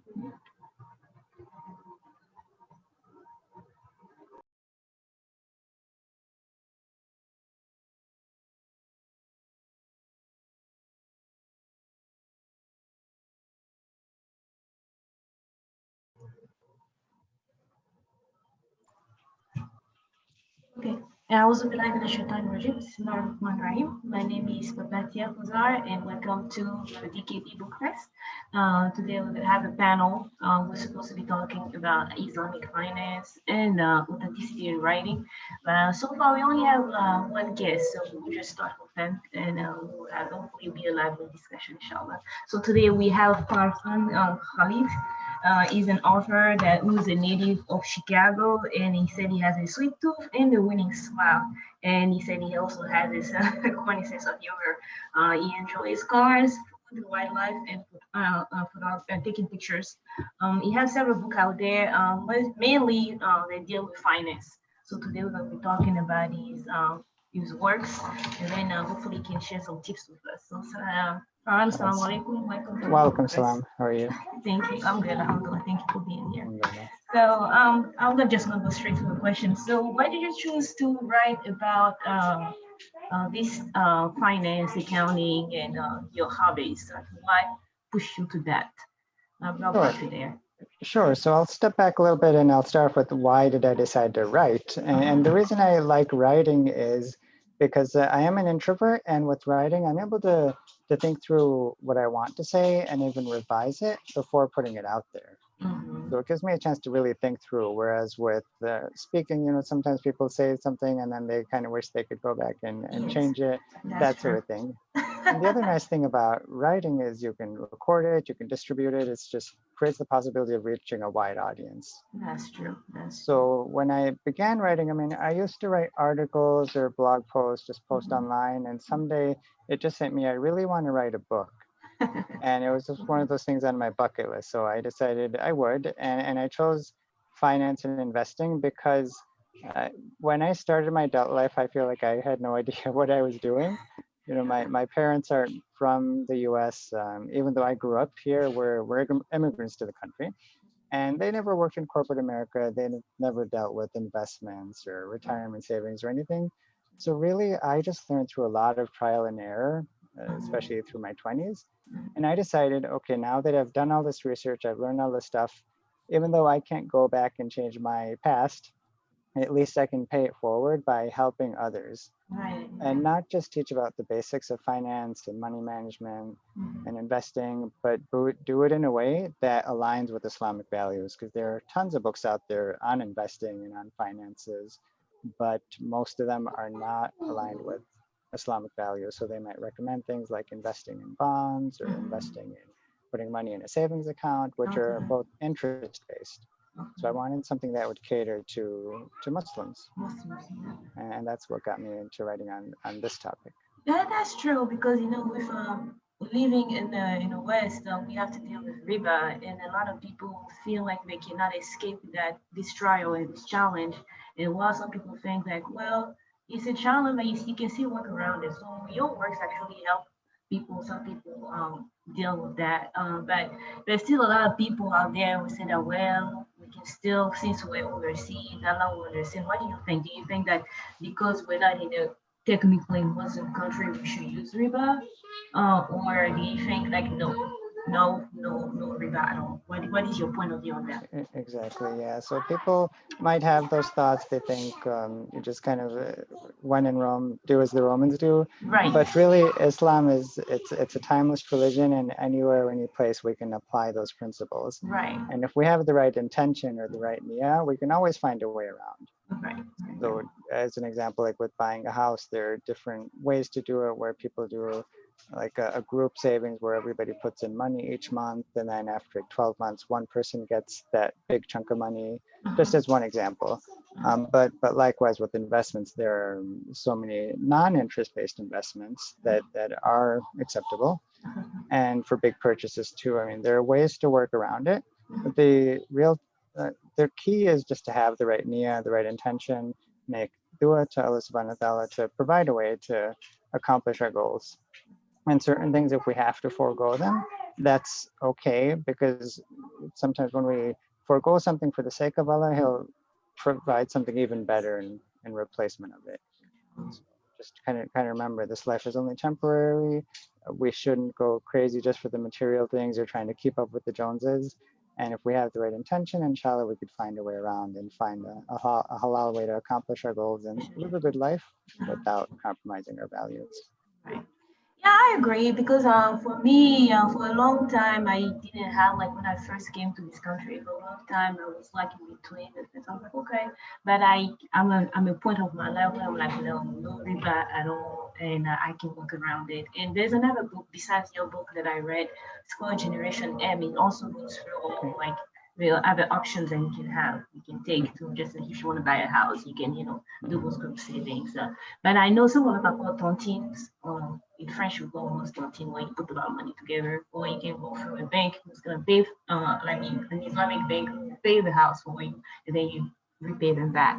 But I know some a lot of it, some of the tontines are not really acceptable in the US. So I don't know, like these way that people, the immigrants, try to get money. Sometimes they're not technically illegal, but like what can you do if it's a lot? You have to go through that. Anyway, so I'm just gonna move on to the next question. Thank you for your answers. I think those are helpful. So what do you think of authenticity in writing? What do you think we need to write authenticity? Like we have to be original in our work. I don't know if it really applies to you, but I'm sure your work is very specific compared to a lot of work that are out there. So what do you think about being original, authentic in your work? Sure. Yeah, so on the concept of authenticity, I think it could be interpreted in a couple of different ways. But from my perspective, it's really about staying true to Islamic values as a Muslim author. There are tons of books out there that people can read, but the books that we put out as Muslim authors, it's about representation, it's about creating works that modern Muslims can relate to. And let's say for fiction, for example, that if somebody writes a novel, a Muslim author writes a novel, it would mean making characters that the readers can relate to. And then for nonfiction, it would be addressing issues that are of concern to Muslims. So being able to provide good content to Muslim readers that is in alignment with Islamic values, not just going after a specific niche or genre because that's the popular thing right now, but actually writing from the heart, staying true to our values and catering to the needs of Muslim readers. Yeah, I think it's definitely a way to contribute to the Muslim literature canon, because if your work is, somebody already said what you're writing, it's like it's really you're actually really being a bad marketer, because how you gonna market this book if somebody has already said the same thing. So in terms of marketing, you have to be authentic, and also in terms of trying to be a successful author, you need to be authentic, because it's like what is you that you bring into the table, because right now Muslim works on, compared to the golden age, to that era where Muslim works were like everywhere, praised, where really, really again, actually like an infancy. We're trying to get back again to that place where Muslim were like, works were like, at the top, where we had like, the upper hand how you like in knowledge, in how you call this, like in academics, we're like at the point where like people were like, oh, what Muslim, that people were very knowledgeable, that people were educated, and right now a lot of us don't have good jobs when we feel that like writing is not there yet. People are struggling to get there, and some works are not authentic, some are. And I really like this quote that says that the secret of success is to do a common thing uncommonly well. So, and I really like that because it's like I see, like for example, if I want to market a book, I usually don't look at the way people usually market the book to do it. I just sit there and think. I'm like, okay, how am I gonna market this book in a way that is gonna make me engage people? So you know what I'm saying? It's like it's a constant challenge to try to come up with new ways to to be at the top. So being authentic, actually will guarantee you success if you know how to go about it. So I think it's definitely important. Thank you for your answer. All right. So what has been your experience in publishing, mainstream and Muslim? Like, have you tried to be published by a mainstream publisher before you self-publish? There's nothing wrong with self-publishing. I did both. Small, I've been in both, and it doesn't mean that just because you're working self-publishing doesn't mean that it lacks quality. Some self-published would like quality, but I'm not saying that. But yeah, just share your experience with us, please. Sure. Yeah, and that's a good question. When I did decide to go self-publishing, as you mentioned, the thing with going with a publisher, a mainstream publisher, you do get a lot of support. The content will probably end up being better quality because you have a team editing and proofreading and whatnot. Right. But the reason I decided to go self-publishing is I wanted to have control over all of the content that I was putting out there. That's true. I didn't want it to be heavily revised. And likewise with timeline, I just wanted to be able to work on my own timeline and not be pressured by deadlines and whatnot. That's true. So there are certain advantages there, but the big downside is the marketing, because obviously there isn't a big publisher doing that on my behalf. So yeah, they have a capital, then you have to do it from your own savings, pretty much. Exactly. Yeah, that's true. Yeah, if with a small press or a traditional publisher, there is a team. Like I did self-publishing, and I did it financing myself. And now that I have a small press, I have a team of like you said, like team of marketers or editors and everything. I use them less and less these days because I'm not putting out as many books that I used to put out. Yeah, you definitely, when you have somebody else publishing your book, you have more support in marketing wise, which is a bad thing. Yeah, So but even if I feel like even if I never become a New York Times bestseller, it's still something, writing is still something I want to do because it is fun. And there's just a lot of satisfaction when I get positive feedback. Yeah. Just as an example, I mean, aside from finance books, I have written some children's books, and I've had one person tell me this is their daughter's favorite book. I have someone tell me this is their grandchild's favorite book. That makes you. And even with the recent book on investing, somebody had given a very nice, heartfelt review of it, and even said they expressed their appreciation and said it should be required reading for Muslim families. So things like that, that's what makes it worthwhile. Even if I only sell a few copies of that, that's what makes it all worth it. It's great that you mentioned that, because for me, success means a lot of things. Success means the fact that I sold a couple books. Success means a nice comment. Success means encouragement. It's not just being a bestseller. And being a bestseller is one of those things that not all authors should aspire to, because it means something, and it also doesn't mean something. Because today, a lot of the bestsellers are pretty much it's not genuine. It's rigged. It's like if you want to be a bestseller today as a publisher, you have to write a big check. Back to your point about authenticity. Sorry? And I was saying it just goes back to your point about authenticity earlier. Yeah. So people can become a bestseller if they just kind of do what's popular right now. But if they stay true to themselves and they do put out, like you said, genuine, that's a good word to use. Yeah, that's it might not be a bestseller, but it's still something genuine, and it's a work that author can be proud of. Exactly. Yeah, you can. There's many ways to be a bestseller. You can be a bestseller genuinely. You can also make it happen. So, but we're not gonna get into that. So yeah, so you just covered actually the next two questions because we talked about your books a little bit. You want to tell us more about your books, or you think that's enough? You want to share more about your books? Yeah, sure. Do you have any with you that you want to show us? Oh, sure. I actually do have the recent ones. So there's this one, Halal Wealth. So this is the book on financing, on investing, really. And this is essentially a follow-up to my 2016 book, which was Open the Door to a Wealthier Life. That was much more broad. It was about money management, how to save money, big ticket purchases, and investing. Whereas this book, it focuses just on investing. And the reason behind that is just over the past year with the pandemic, seems like a lot of people got into investing. The Robinhood app got popular. There's a whole GameStop fiasco. And Muslims were jumping on the bandwagon too. And that kind of made me a little concerned, where people are just doing things because it's popular. They're not really researching it. And just kind of going after the money. But I kind of just wanted to slow people down. And I just felt this almost like a sense of purpose, where I had to just deliver the message, just let people know that how to differentiate between halal and haram. to the best of my knowledge, and just provide the proof from the Quran and Sunnah and based on IOFI standards and whatnot.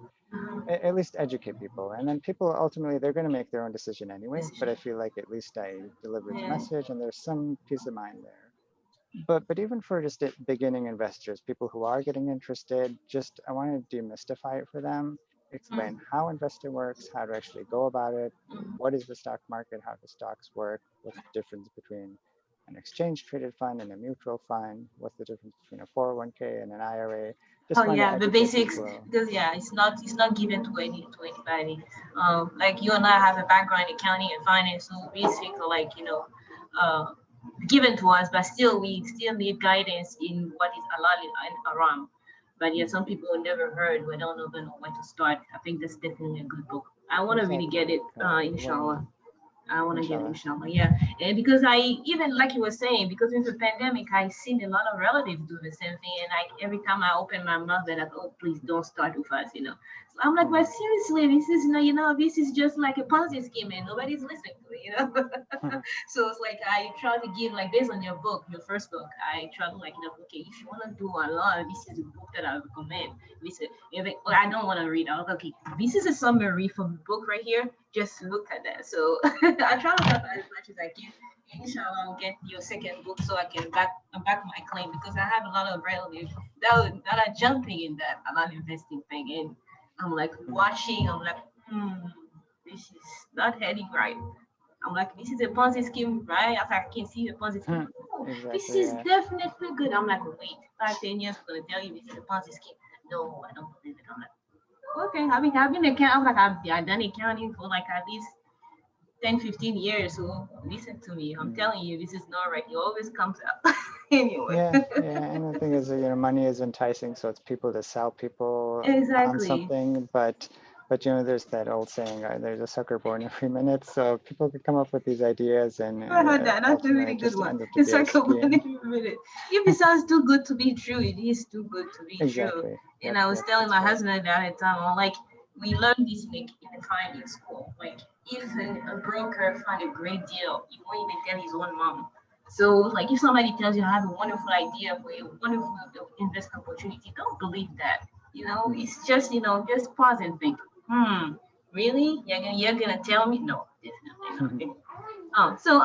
Do you have your journal with you? I just found out I you do. have a journal. I Yep, bought that no, one, it's and it's not here oh, yet. I really like that. inshallah Remember will me, come and I soon. remember But you. I love this verse in Quran. Yeah, Faskuruni, Askuruni. yeah, so I'm pretty proud of this and happy with how it turned out. So Yeah, it's essentially, really it is great. a Thank you. aligned journal. It's hardcover. Uh-huh. Each page, so it's 150 pages, and each Uh-huh. page has a Quran verse on it.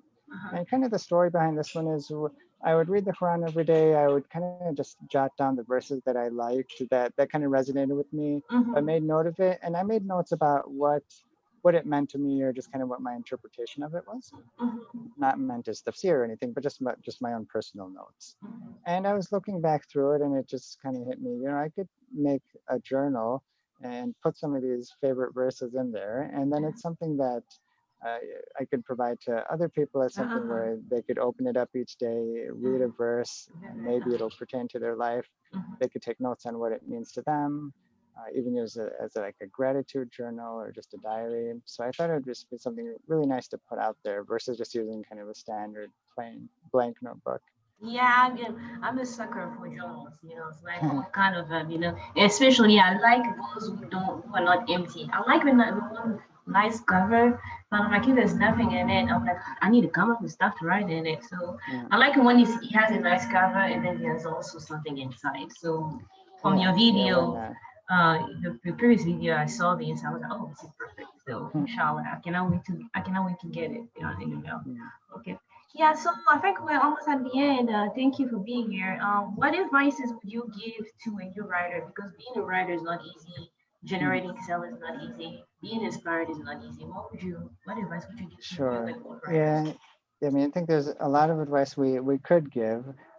What I will say is that the idea of writing a book, it can be really intimidating. It can seem daunting, and sometimes people get caught up in the details. Like they worry about the proofreading or the grammar. They might think, oh, my grammar's not that good. They might worry about details like the title or the cover design, etc. So what I would say is just start writing, and just keep it that simple. Just start writing. Everybody, I mean, we all have ideas, we all have stories inside of us, we have life experiences that we can share and that provide some value to someone. It's going to apply to someone. And because we have that to share with the world, just start typing away, get those thoughts out. And then later on, you could worry about revising the text. You could rearrange everything, you could figure out what content goes in which chapter, move the paragraphs around, hire someone to do the editing and proofreading if that's something you don't feel is a strong suit of yours. But don't get paralyzed by the nitty gritty. So I would say just keep it that simple. Just start writing and then figure everything else out later, inshallah. Thank you so much for your insight. Yesterday when we talked about, I mean, on the other panel, one author gave a great advice, and I'd like to share with you. If you Sarah said, block out your writing time. And for as long as I've been writing, I never really block out time. I usually do like here and here, but like you have to block time for your writing, and that's definitely needed. Like you have to be, hey family, this is my time. Unless if you're not dying, I don't want to see you right here. I need to write. So this is definitely a good advice. You have to like invest in it, like the same way we make plans to go. Okay, this time I'm gonna do this. You have to make that time. Okay, at this 9 o'clock, I'm not doing anything else besides writing. So this is actually like we have to make our plan and act on it. Yeah. Anyway, thank you so much, Han. It was nice being talking to you and chatting about finance and writing. And I hope that we have more years of festival and promoting our works and increasing the Muslim literature canon and continue to be people who are educated and because seeking knowledge is injury upon us is also right. Reading is a command from Allah. So books have a special place in Islam. So thank you so much for being to this book fest, and I hope it's a great success for all of us involved. And Allah this event for us. Thank you. You take Thanks care. for having me on. It was nice talking to you. Assalamu alaikum.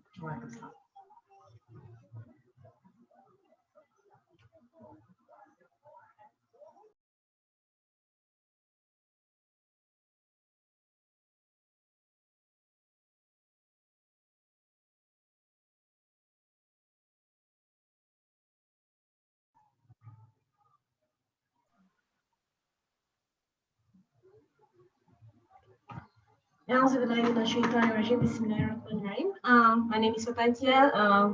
Today we are having a panel on writing and poetry for the second annual book fest that we're hosting. So on the panel we have several authors. We have Mutia Badruddin, we have Umar Franz, we have our reporter who is watching us, and hopefully we'll ask some questions. And I have my co-host Sharin Hakim. So just to introduce these authors, Tia is a Nigerian author. She writes romance and contemporary fiction, most fiction. She's a doctor, gynecologist, but she resides in Saudi Arabia at the moment. We also have Umar Faraz, who also a writer of adult romance, and then she resides in the UAE. I love her book also. And finally, Shine is also an author, but right now she's just my co-host here. Okay, so I'll go with the first questions. So why did you choose your genre of writing? What attracted you to this style of writing? Who wants to go first? Yeah. Okay. You wanna go? Yeah, sure. Thank you so much for having me. Welcome for being with us. Thank you for being with us. Yeah. So I don't really think I chose the style of writing as much as it chose me. Like realistic fiction, contemporary fiction, I don't know, Islamic fiction. I have a problem categorizing really what I write. And I think it's majorly, it has to do with the kind of books I like to read, but also why I write in that So I don't do well with the fiction that expects me to suspend, my disbelief too much. So I kind of grew out of all of that. I find it difficult to concentrate if I'm Relate to this not book. reading something that I believe can actually happen. So yeah, so it has to be a bit realistic for me to be able to really get into it. And then most of my characters tend to be centered around Muslim women, African Muslim women in particular, because those were the kind of stories that I wish that somebody had written. I wanted to see our own stories, our realities reflected in the books that we read, and I hadn't seen enough of that. So I think I kind of just gravitated towards that, not necessarily you know anything deep or something. Oh, I see. I understand. So pretty much, you wanted to be represented. You wanted this book to be related more to your background, Nigerian background, but you decided to write your own story. That's good. Alhamdulillah. Something. It's about the same thing for me too. Alhamdulillah. What about you, my friends? What attracted to this style of writing? Like I said, all of you recommended to me. So tell us your reason, please. Firstly, thank you for having me over here. It's really, I feel really blessed to be here. Oh, you're And welcome. I Thank you. totally agree with whatever Tia said. Um, it's exactly like that. It's the kind of book that I would have liked to have read. It represents me, my culture, and this particular genre is, I write Islamic realistic fiction. So it's based on real life scenarios that happens, that it happens in our own lives. It happens to every single one of us. And the books that I used to read, I never found realistic books that represented me, my values, my culture, my principles.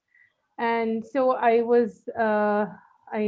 wanted to give something to the community, so that the readers who are there out there like me would be able to benefit as well. And that's precisely why I chose. I wouldn't say exactly choose because it's what flowed out of me naturally. So I'm most comfortable writing in the realistic fiction in the Islamic genre. Yeah, that's all about the same thing as Medea. We all were drawn to writing because we were compelled to tell our own stories. Sounds good. Alhamdulillah. So Joanna, do you have a question? Any question for our author so far? Do you have any question? Are you satisfied with the answers? Do you have anything to add? Would you like to know anything more? No, I think for now I'm just like happy to listen and No. hear. Okay, cool. All right, cool. So Sharon, since Rumpin's still here, I'm just gonna give the floor to you so you can continue and ask me too. You can ask me too a question. So I'll step back and let you take the floor now. Okay, assalamualaikum everyone. Thank you, Bapesha. So my first question is to the authors. Most of you write poetically, mashallah. What sort of exercises do you do as a writer to facilitate or hone these skills? May I go? Yeah, Yeah, you please go ahead. So firstly, walaikum salam wa barakatuh. And about writing poetically, again, it's what naturally comes out of me, because I believe in using the senses, sense organs, and writing writing fiction as if I am part of the character, like as if I am the character. So if and the book that I wrote here with you is from the first person point of view.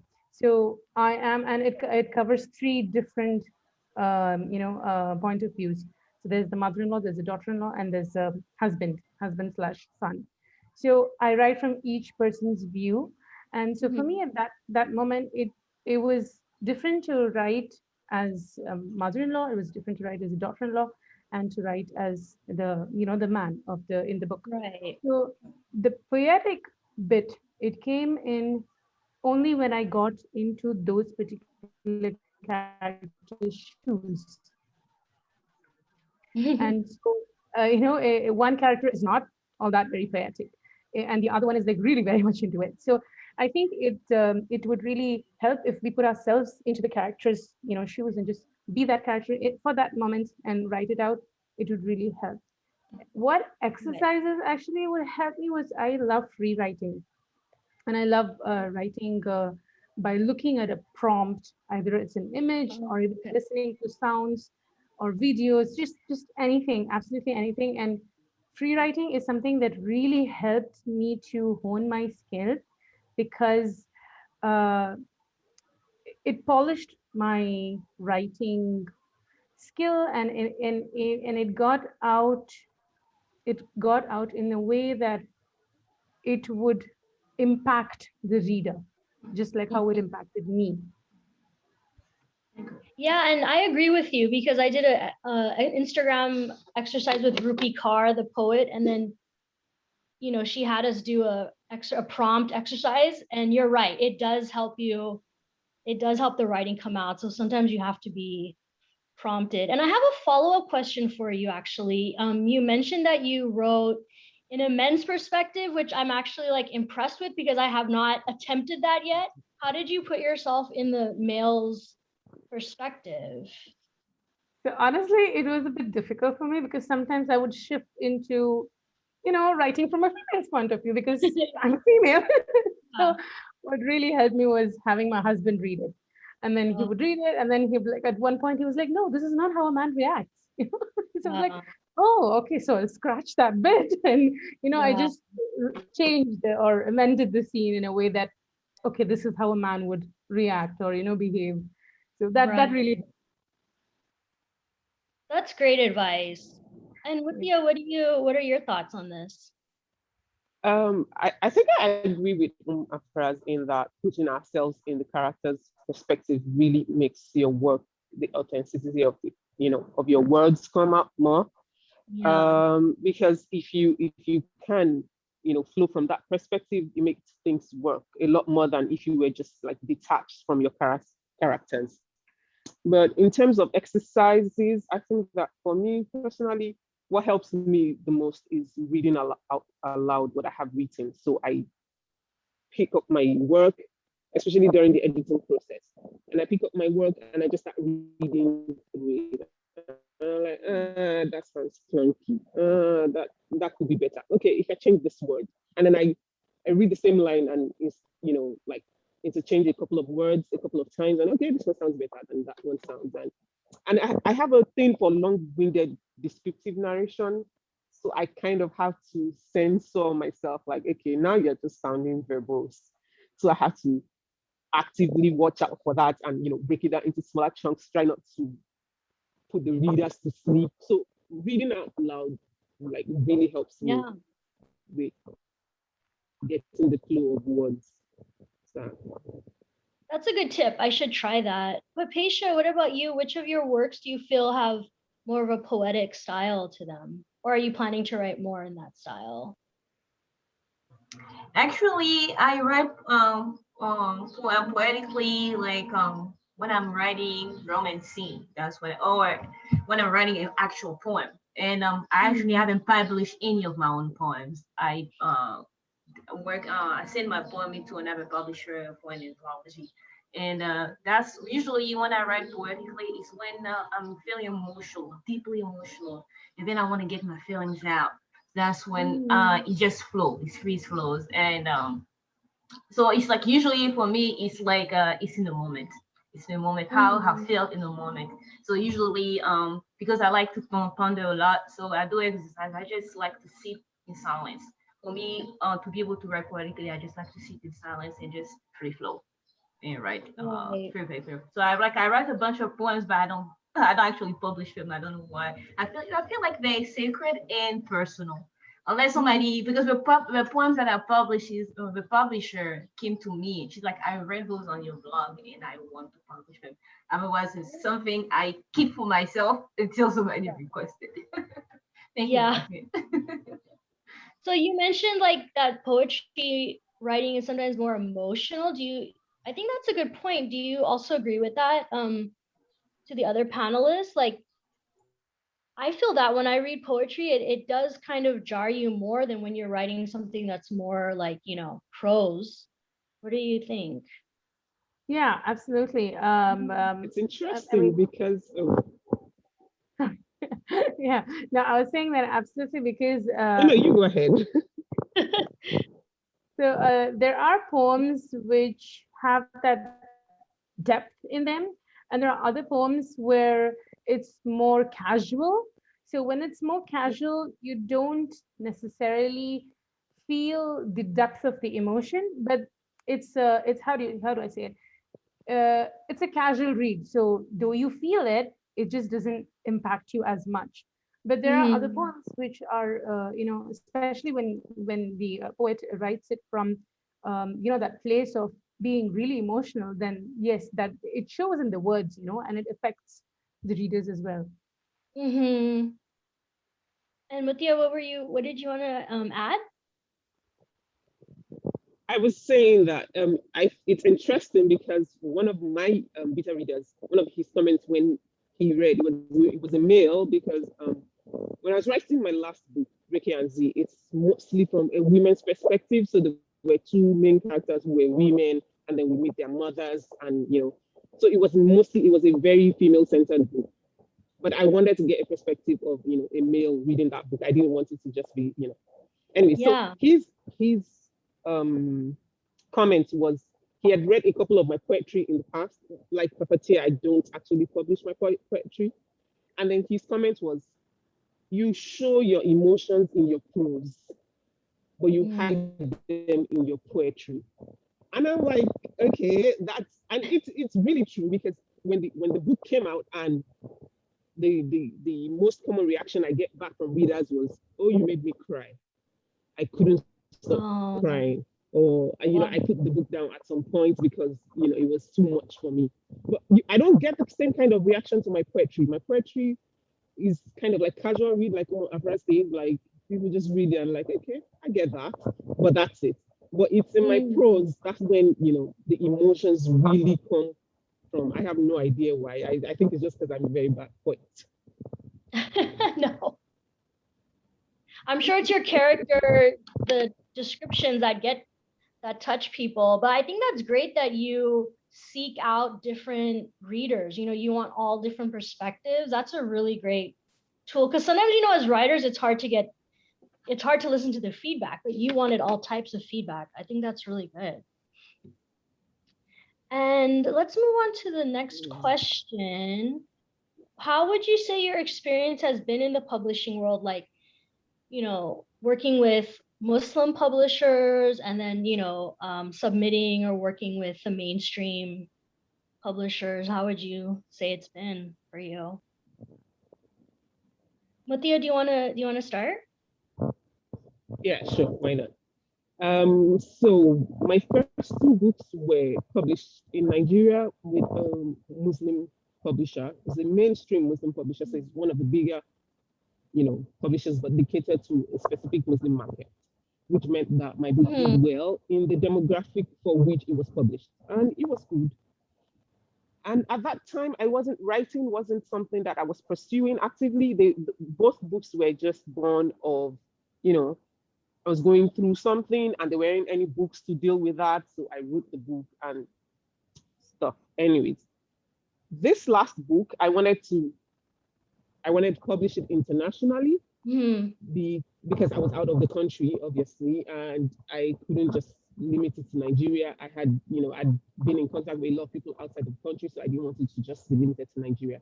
But at the same time, I was writing about African Muslim women who were visibly Muslim, dealing with a variety of issues. I just didn't think that I was going to be able to find, you know, mainstream publishers who were going to be interested in my tale. And I know how self-limiting that sounds when I say it out loud. I know. But at the same time, I'm also the one who is always lamenting about how we never see, the Muslim woman represented Right. in fiction in the way we recognize ourselves. Hmm. And if we do see such a woman, she needs to be liberated from her religion, or she needs to be this, or she needs to be that. And if she's not all of that, she's not African, and she's not visibly Muslim, or that's usually one thing. But to find that constellation of what my characters had going for them, in a mainstream publisher's work, I hadn't seen it. I still haven't seen it. The closest I've seen to it is Leila Abu Leila's work, which I love. I love her work. And I didn't think I had it in me to start shopping around for, mainstream publishers. I was going to see my goal. So I went the indie publishing route. I just looked for a hybrid publisher and I got my work out there. Now I'm kind of considering it like, okay, maybe I could dip my, toes into the water, test the waters a bit and see if I don't know, there's so much good work that is being done by Muslim authors now. So maybe the market is willing to listen to something that we have to say. I don't know. Right. I will try subsequent books and we'll see how that goes, inshallah. Good luck with that. And how about you, Fraz? I've only gone through self-publishing. Oh, okay. Mainly because I'm sorry, there was just a dialogue box that came up. Okay, sorry. Yeah. So mainly because I wanted to have more control of my work, of the content, and of everything, just everything that goes into it. And I didn't, at that time when I was, on the verge of publishing it, I didn't want to go ahead with traditional publishers, mainstream publishing, mainly because I'm not sure how well my book would be received by them, because of the cultural background that I have. And the language that I use in my book is, I wouldn't say it is something that, I wouldn't say it's something that most English speaking, I don't know, how do I call it, editors would accept it, mainly because I write it in a way that is more, with my niche. So, which is Indian market. So the Indian, market, the residents over there, those who speak, I'm not even sure if Indian English exists, but if I could term it that way, that's how it would be. The way we speak is, it's English, but then it's slightly different, Yeah, I mean, So, it's a different, yeah. Can I add something to that? I had a lot of I work with a lot of editors, and this issue comes back a lot. It's like, I speak a different. I've been in US since 2002, but I have a way of speaking based on my background, and it's like, and a lot of editors sometimes feel. And I speak French, so it's like when I write stories, it's kind of odd. It comes off odd for some people, even if they like it. So it's like you have to find a cultural editor or somebody who understands why you phrase your word the way you phrase your word. It's like it might not be grammatically wrong, but they don't like the way it sounds, the way you wrote it, because they're just not, they cannot relate to your background. So I have this issue a lot with a lot of editors that I work with. There's that little clash. You just because it's like you commission them because you heard that editors, but at the same time, when they read your work, they cannot connect to it because they have no idea of where you come from. So there's no disconnect with so you have to be careful when you pick editors. When you go to edit your story, otherwise they'll turn it upside down. They'll turn it upside down. Yeah, I personally don't use editors who are not Nigerian Muslim, because I just feel like you can't connect with the way. Sometimes, like you said, you find editors who read the work and they're like, oh no, but that's not how the English. And I'm like, no, but that's how we speak the English in Nigeria. That's literally, the way the English is spoken in Nigeria. And it's not necessarily grammatically wrong. It's just not how they use the language. Yeah. And I don't understand why I have to censor, my characters out of their context, of the context of their culture, for you to feel comfortable. You're the one who is opening a book about a different culture. You should be willing to see, what our culture is reflected in the book that you're picked to read. Not asking us to censor the culture to make it palatable to you. So it's kind of like. But you see that they still do expect a certain formula and a certain you in a way you have to kind of cater to them. So I think that's great that you write what you I'm kind of nice. Find your audience. I'm kind of nice. I put a glossary at the back of the book. Yeah. I put the glossary at the back of the book. So like if you want to know what it's about, you can just check at the back of the book. But other than that, I just write There's from a only so place much you of can. the characters. There's only so much you can explain, right? For one of my, manuscripts, I had all Muslim editors read it, and they all got the jokes. And then I had one non-Muslim read it, and she took And everything you just so over their heads. offensively. I'm like, okay, I don't want to change too much, so I know what you're saying. Absolutely. And Yeah. that's really, I'm actually happy that this is how it is worldwide. So that's great to know that. And Roz, I know self-publishing is so popular. I started out self-publishing. Do you feel like you might, go into maybe other Muslim publishers, like maybe with, DKP here, or someone that could understand your Yes, style? absolutely. Absolutely. Yeah. I was actually thinking, like, for further books, because I've been through the route of self-publishing, I know the effort and the time and Yes. work that is involved. Mm. And, obviously with life as it progresses, we have other commitments and everything. So I'm definitely looking into, like, for further books, for further manuscripts, I'm definitely looking into finding out the best publishing, company that would fit for my book. So yeah, the option's still open. I mean, it's not like I would go only through the self-publishing route. And Papisha, just quickly, Yeah, and I think that's so important. Mm-hmm. Yeah, sorry. I was just saying that I think it's really important to find a publisher that really gets your goal and understand, your vision for your book.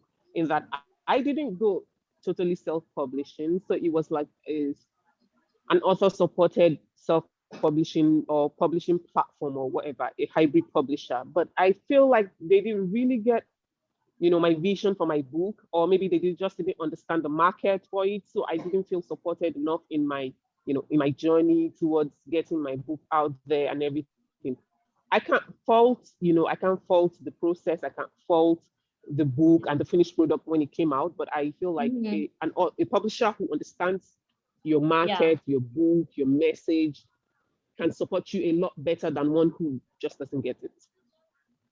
Every book has, the right home. There's nothing wrong with the story. It's just it has to find the right place, So yeah. I like how you put that. Sorry, what were you saying?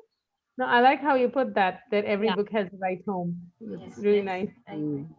Because I've experienced that with, you have a story in your life, and you submit it, it doesn't go anywhere, but then you're approached by someone and it just fits, and you're like, okay, sometimes you just have to. It's like when you're driving and you just fit into the next lane. It just has the right spot. So yeah, that's good. So yeah, Sharon, you had a question for me? Yeah, I mean, you could tell us so much. You have so much knowledge about publishing, but what are your experiences, working as in the Islamic publishing world? What are your experiences, interacting with the mainstream? Do you feel yourself, thinking of maybe merging more with them, or what are your thoughts? I like being a small press right now, to be honest. Because like you said, the main reason I'm still holding out on with a big publisher is because I want to control the content of my work. And even though I don't really I cover, but like for some people, I'm just not that intense. But at the same time, like the Islamic content of my book, I don't want it to be tampered with. Because so a lot of times I read, because you see me for kids, I read widely, and my main issue with a lot of these books that are published by big publishers, like they temper a lot with Islamic content, and I kind of frown about a bit on that. So I'm kind of in the middle. But I get opportunities to work with them. I get a lot of opportunities. I work with the one I can. But if I feel like a publisher is gonna be tampering with my work on Islamic content, mainly Islamic content, I say no. I just rather self-publish my work so that it's true to my background. And I think it's a great representation. I'm not compromising on that, on the faith component of it, not at all. it's not Yeah. perfect. It's not perfect. And plus, it's great representation. You know, you show that a Muslim woman can be successful in the business and in the industry. So that's just, you know, a great example for people to see. Yeah. I hope I answered your question and I didn't go sideways. Perfect. Well, that was a great discussion. Let's move on. Actually, can you authors tell me about your latest book, or if you prefer to one that's coming out that we haven't heard about? Whoever would like to start. So I've got a couple of books in progress. One is, I wouldn't call it a sequel to my already written book, but it's in the same family. The same family have certain issues. So it's not a sequel, but it could maybe a series. It could be made into a series. So that's one, and that's in the works. And another one is, inshallah, a children's book. Oh, nice. That yeah, it's on the works as well. A manuscript is ready. Illustration process is going on. And the third one is a nonfiction, and I have contacted a publishing company for that book, and I'm just waiting it out to see what they say. Great. That's great. Thank you. What about Matia? Are you working on something? Yeah. So my latest book, I already talked about it. It's Ricky and Z. It's contemporary Islamic fiction based in Nigeria about two women and their friendship and blah blah blah.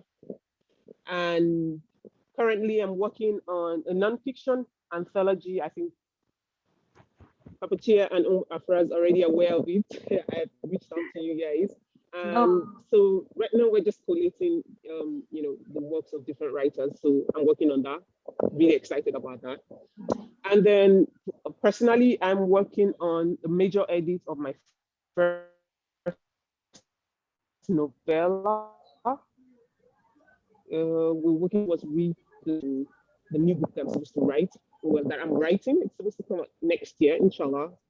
So yeah, I feel like I have my hands in so many pies, but it's all good. I think starting to bring out the nonfiction genre, though, will be very exciting. That's kind of a, kind of a genre like us as Muslim authors have not explored. So I think that's great. You guys are going to start bringing that in.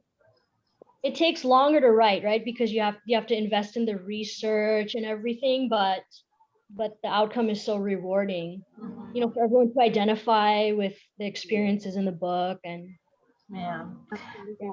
I think if it wasn't, for me personally, nonfiction, I know when to stop, but when it's fiction, I really don't know when to stop. I'm like, okay, now what?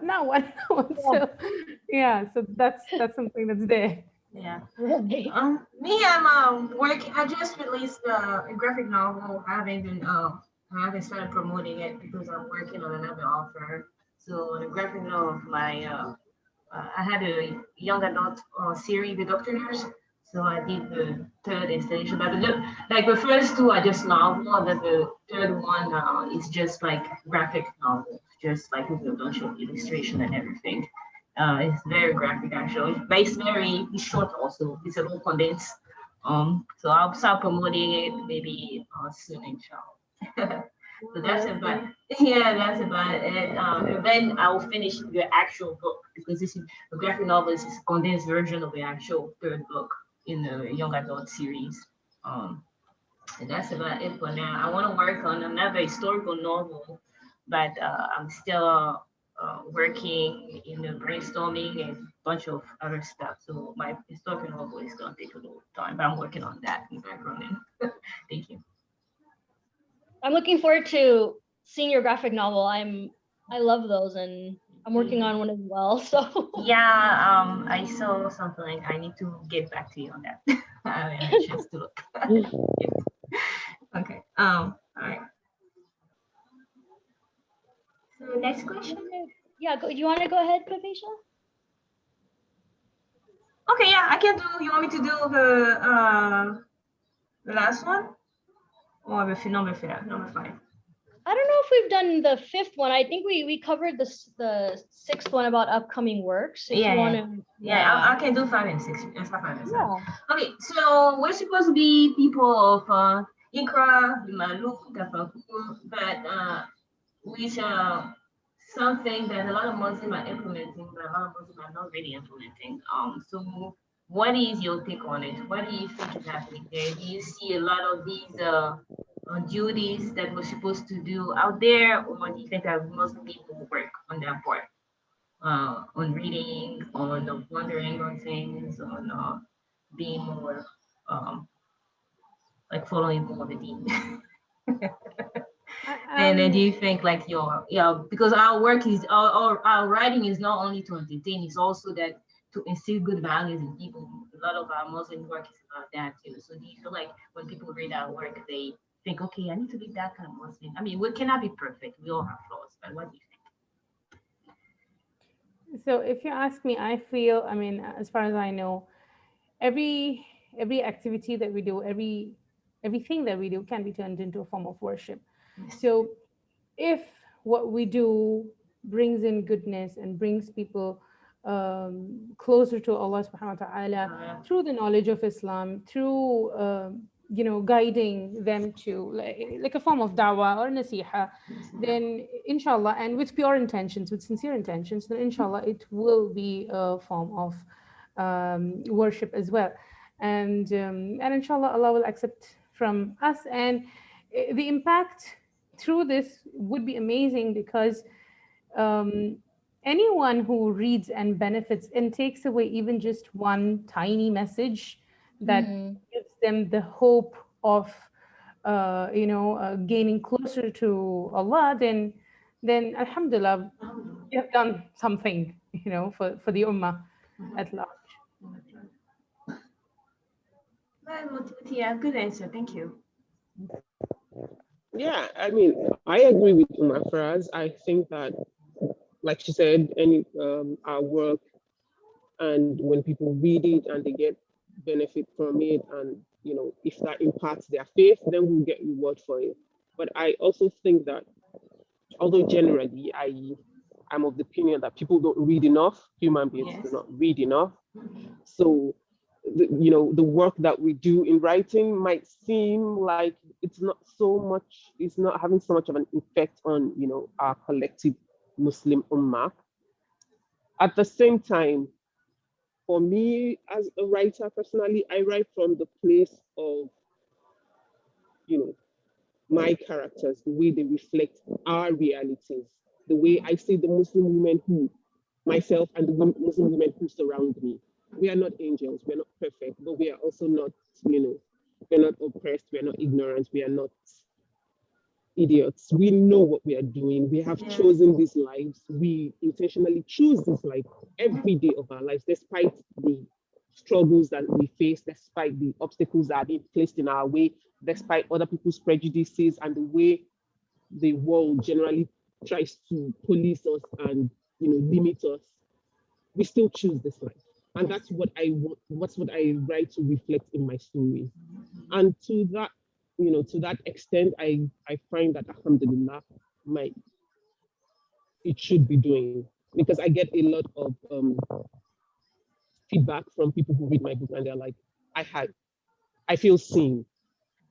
This is the first time I feel seen in a book. This is the first time I feel myself reflected in a work of fiction. And for me, that's just enough, because you can't express it enough what it means, representation, especially to women like us who, from all the sides, we just seem to be facing all sorts of, discrimination and prejudice and bias and even physical attacks in some region.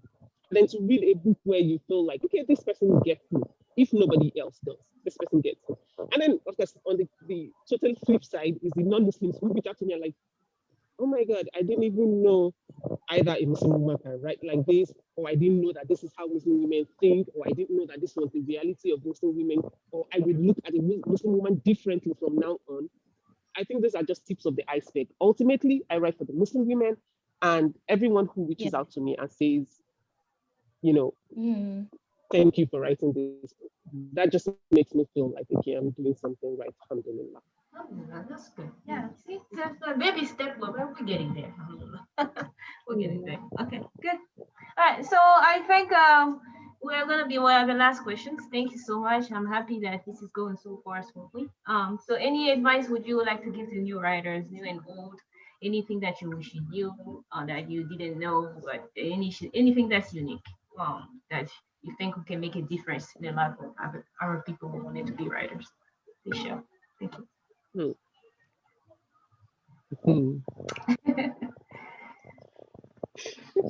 I think that, and this will sound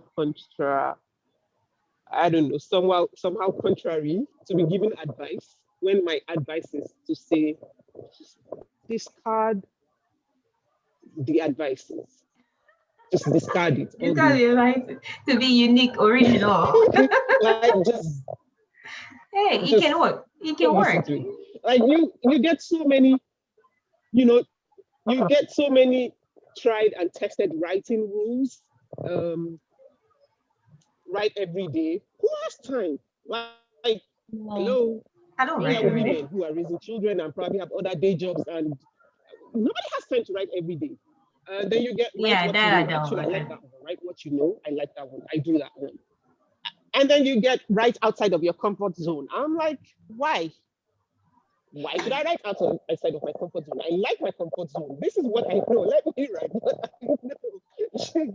And then you get, it's the stories are done. Do something nobody has done. I'm like, if somebody has done it, why can't I do my version of it? Like, so all of the so-called established, just become established writing rules because some people have done it and it works for them. It doesn't mean that's what's going to work for you. So yeah, that's my own advice for, writers, not just the young ones, but also those of us who are writing, now, like just do what works for you. If that means writing every day, then write every day. If that means writing when the inspiration gets you, then write when the inspiration gets you. I agree. If that means writing what you know, then write. It doesn't cancel like everything else. That means writing something you've never written before.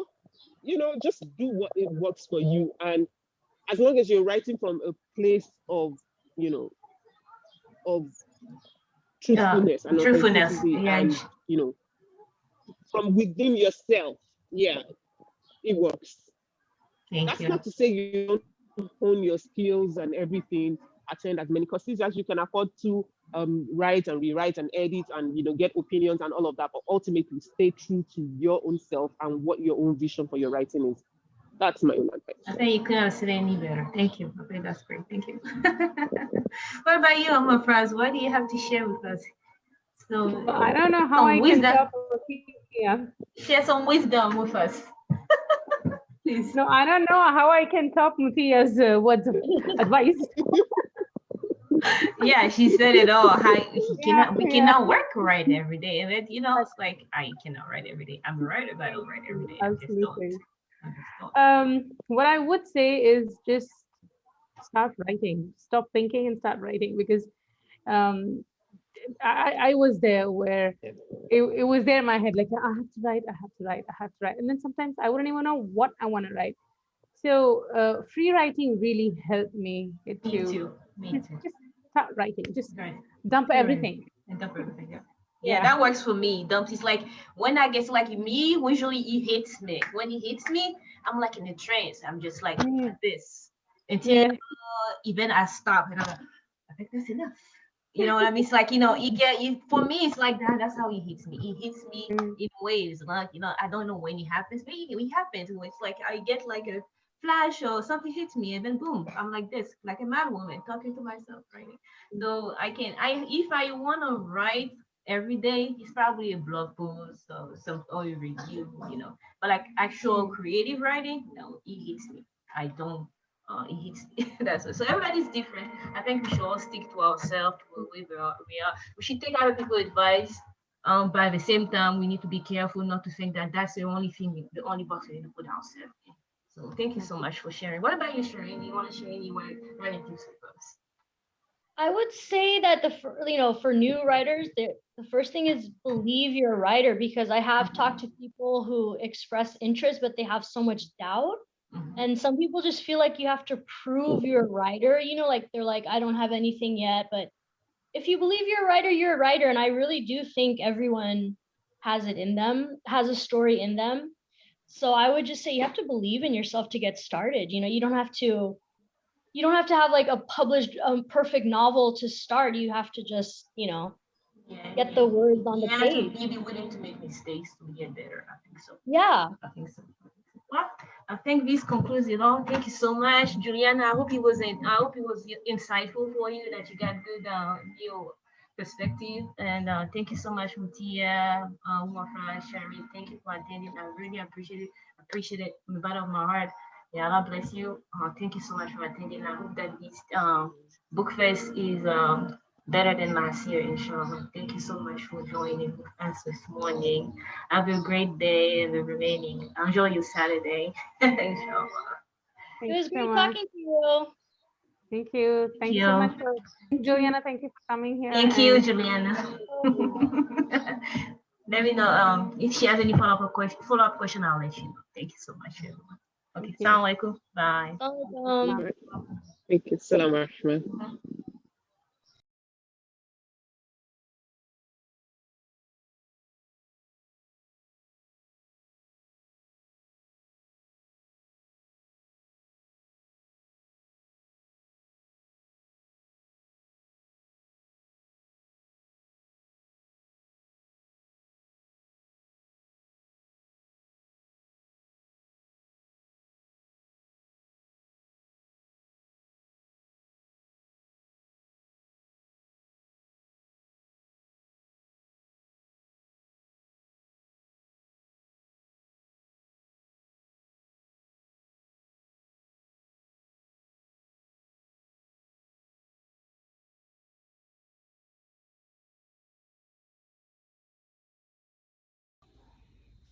Assalamu alaikum. I'm Maryam Saad, author of the Trilingual Sophia book series. Here we have Sophia, and again, her nickname is Trilingual Sophia. Trilingual means that she speaks 3 languages, and Sophia's 3 languages are here in the title of book 1. Eid, breakfast at Abuela's. Eid is Arabic for holiday, breakfast is in English, and Abuela is Spanish for grandma. We also have Sophia's abuela here on the cover. Sophia comes from a multicultural background. Her mother is of Mexican origin, and she is a Muslim. And I clarify in the book that her mother's family do not celebrate Ramadan or Eid. However, her mother's family hosts Eid party for her and her family to join them in a celebration with a fusion of Mexican and Islamic traditions. These pages clarify my goal behind the Trilingual Sophia book series. I'll read this page here. I am the youngest of my cousins on mama's side of the family, and also the only one learning 3 languages. When I told Abuela that I knew the entire alphabet in English, Arabic, and Spanish, she lifted me up into the air and spun me around. Here, Sophia's grandma celebrates her ability to learn and speak 3 languages, her 3 languages. As you can see, the pages on the book include Spanish words, highlighted in green. You can use the context clues as well as the illustrations to figure out what those words mean.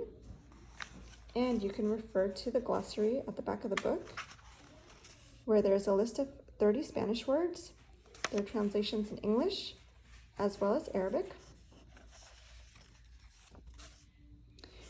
So my goal behind this book series is to instill a sense of pride in our multilingualism. Many people around the world are following the trend of wanting to gain fluency in the English language because of how popular the American pop culture has become globally. However, in America, not too many people are more than monolingual. So I wanted more people to be inspired in learning other languages, whether it's the language of their forefathers or a new language. It's a wonderful thing to be able to speak different languages. It widens our thoughts. It gives us an ability to express ourselves or to see a different perspective when you know an idea or a word in a different language. So I hope that my message influences people, and thank you for listening to my mission behind writing the Trilingual Sophia book series.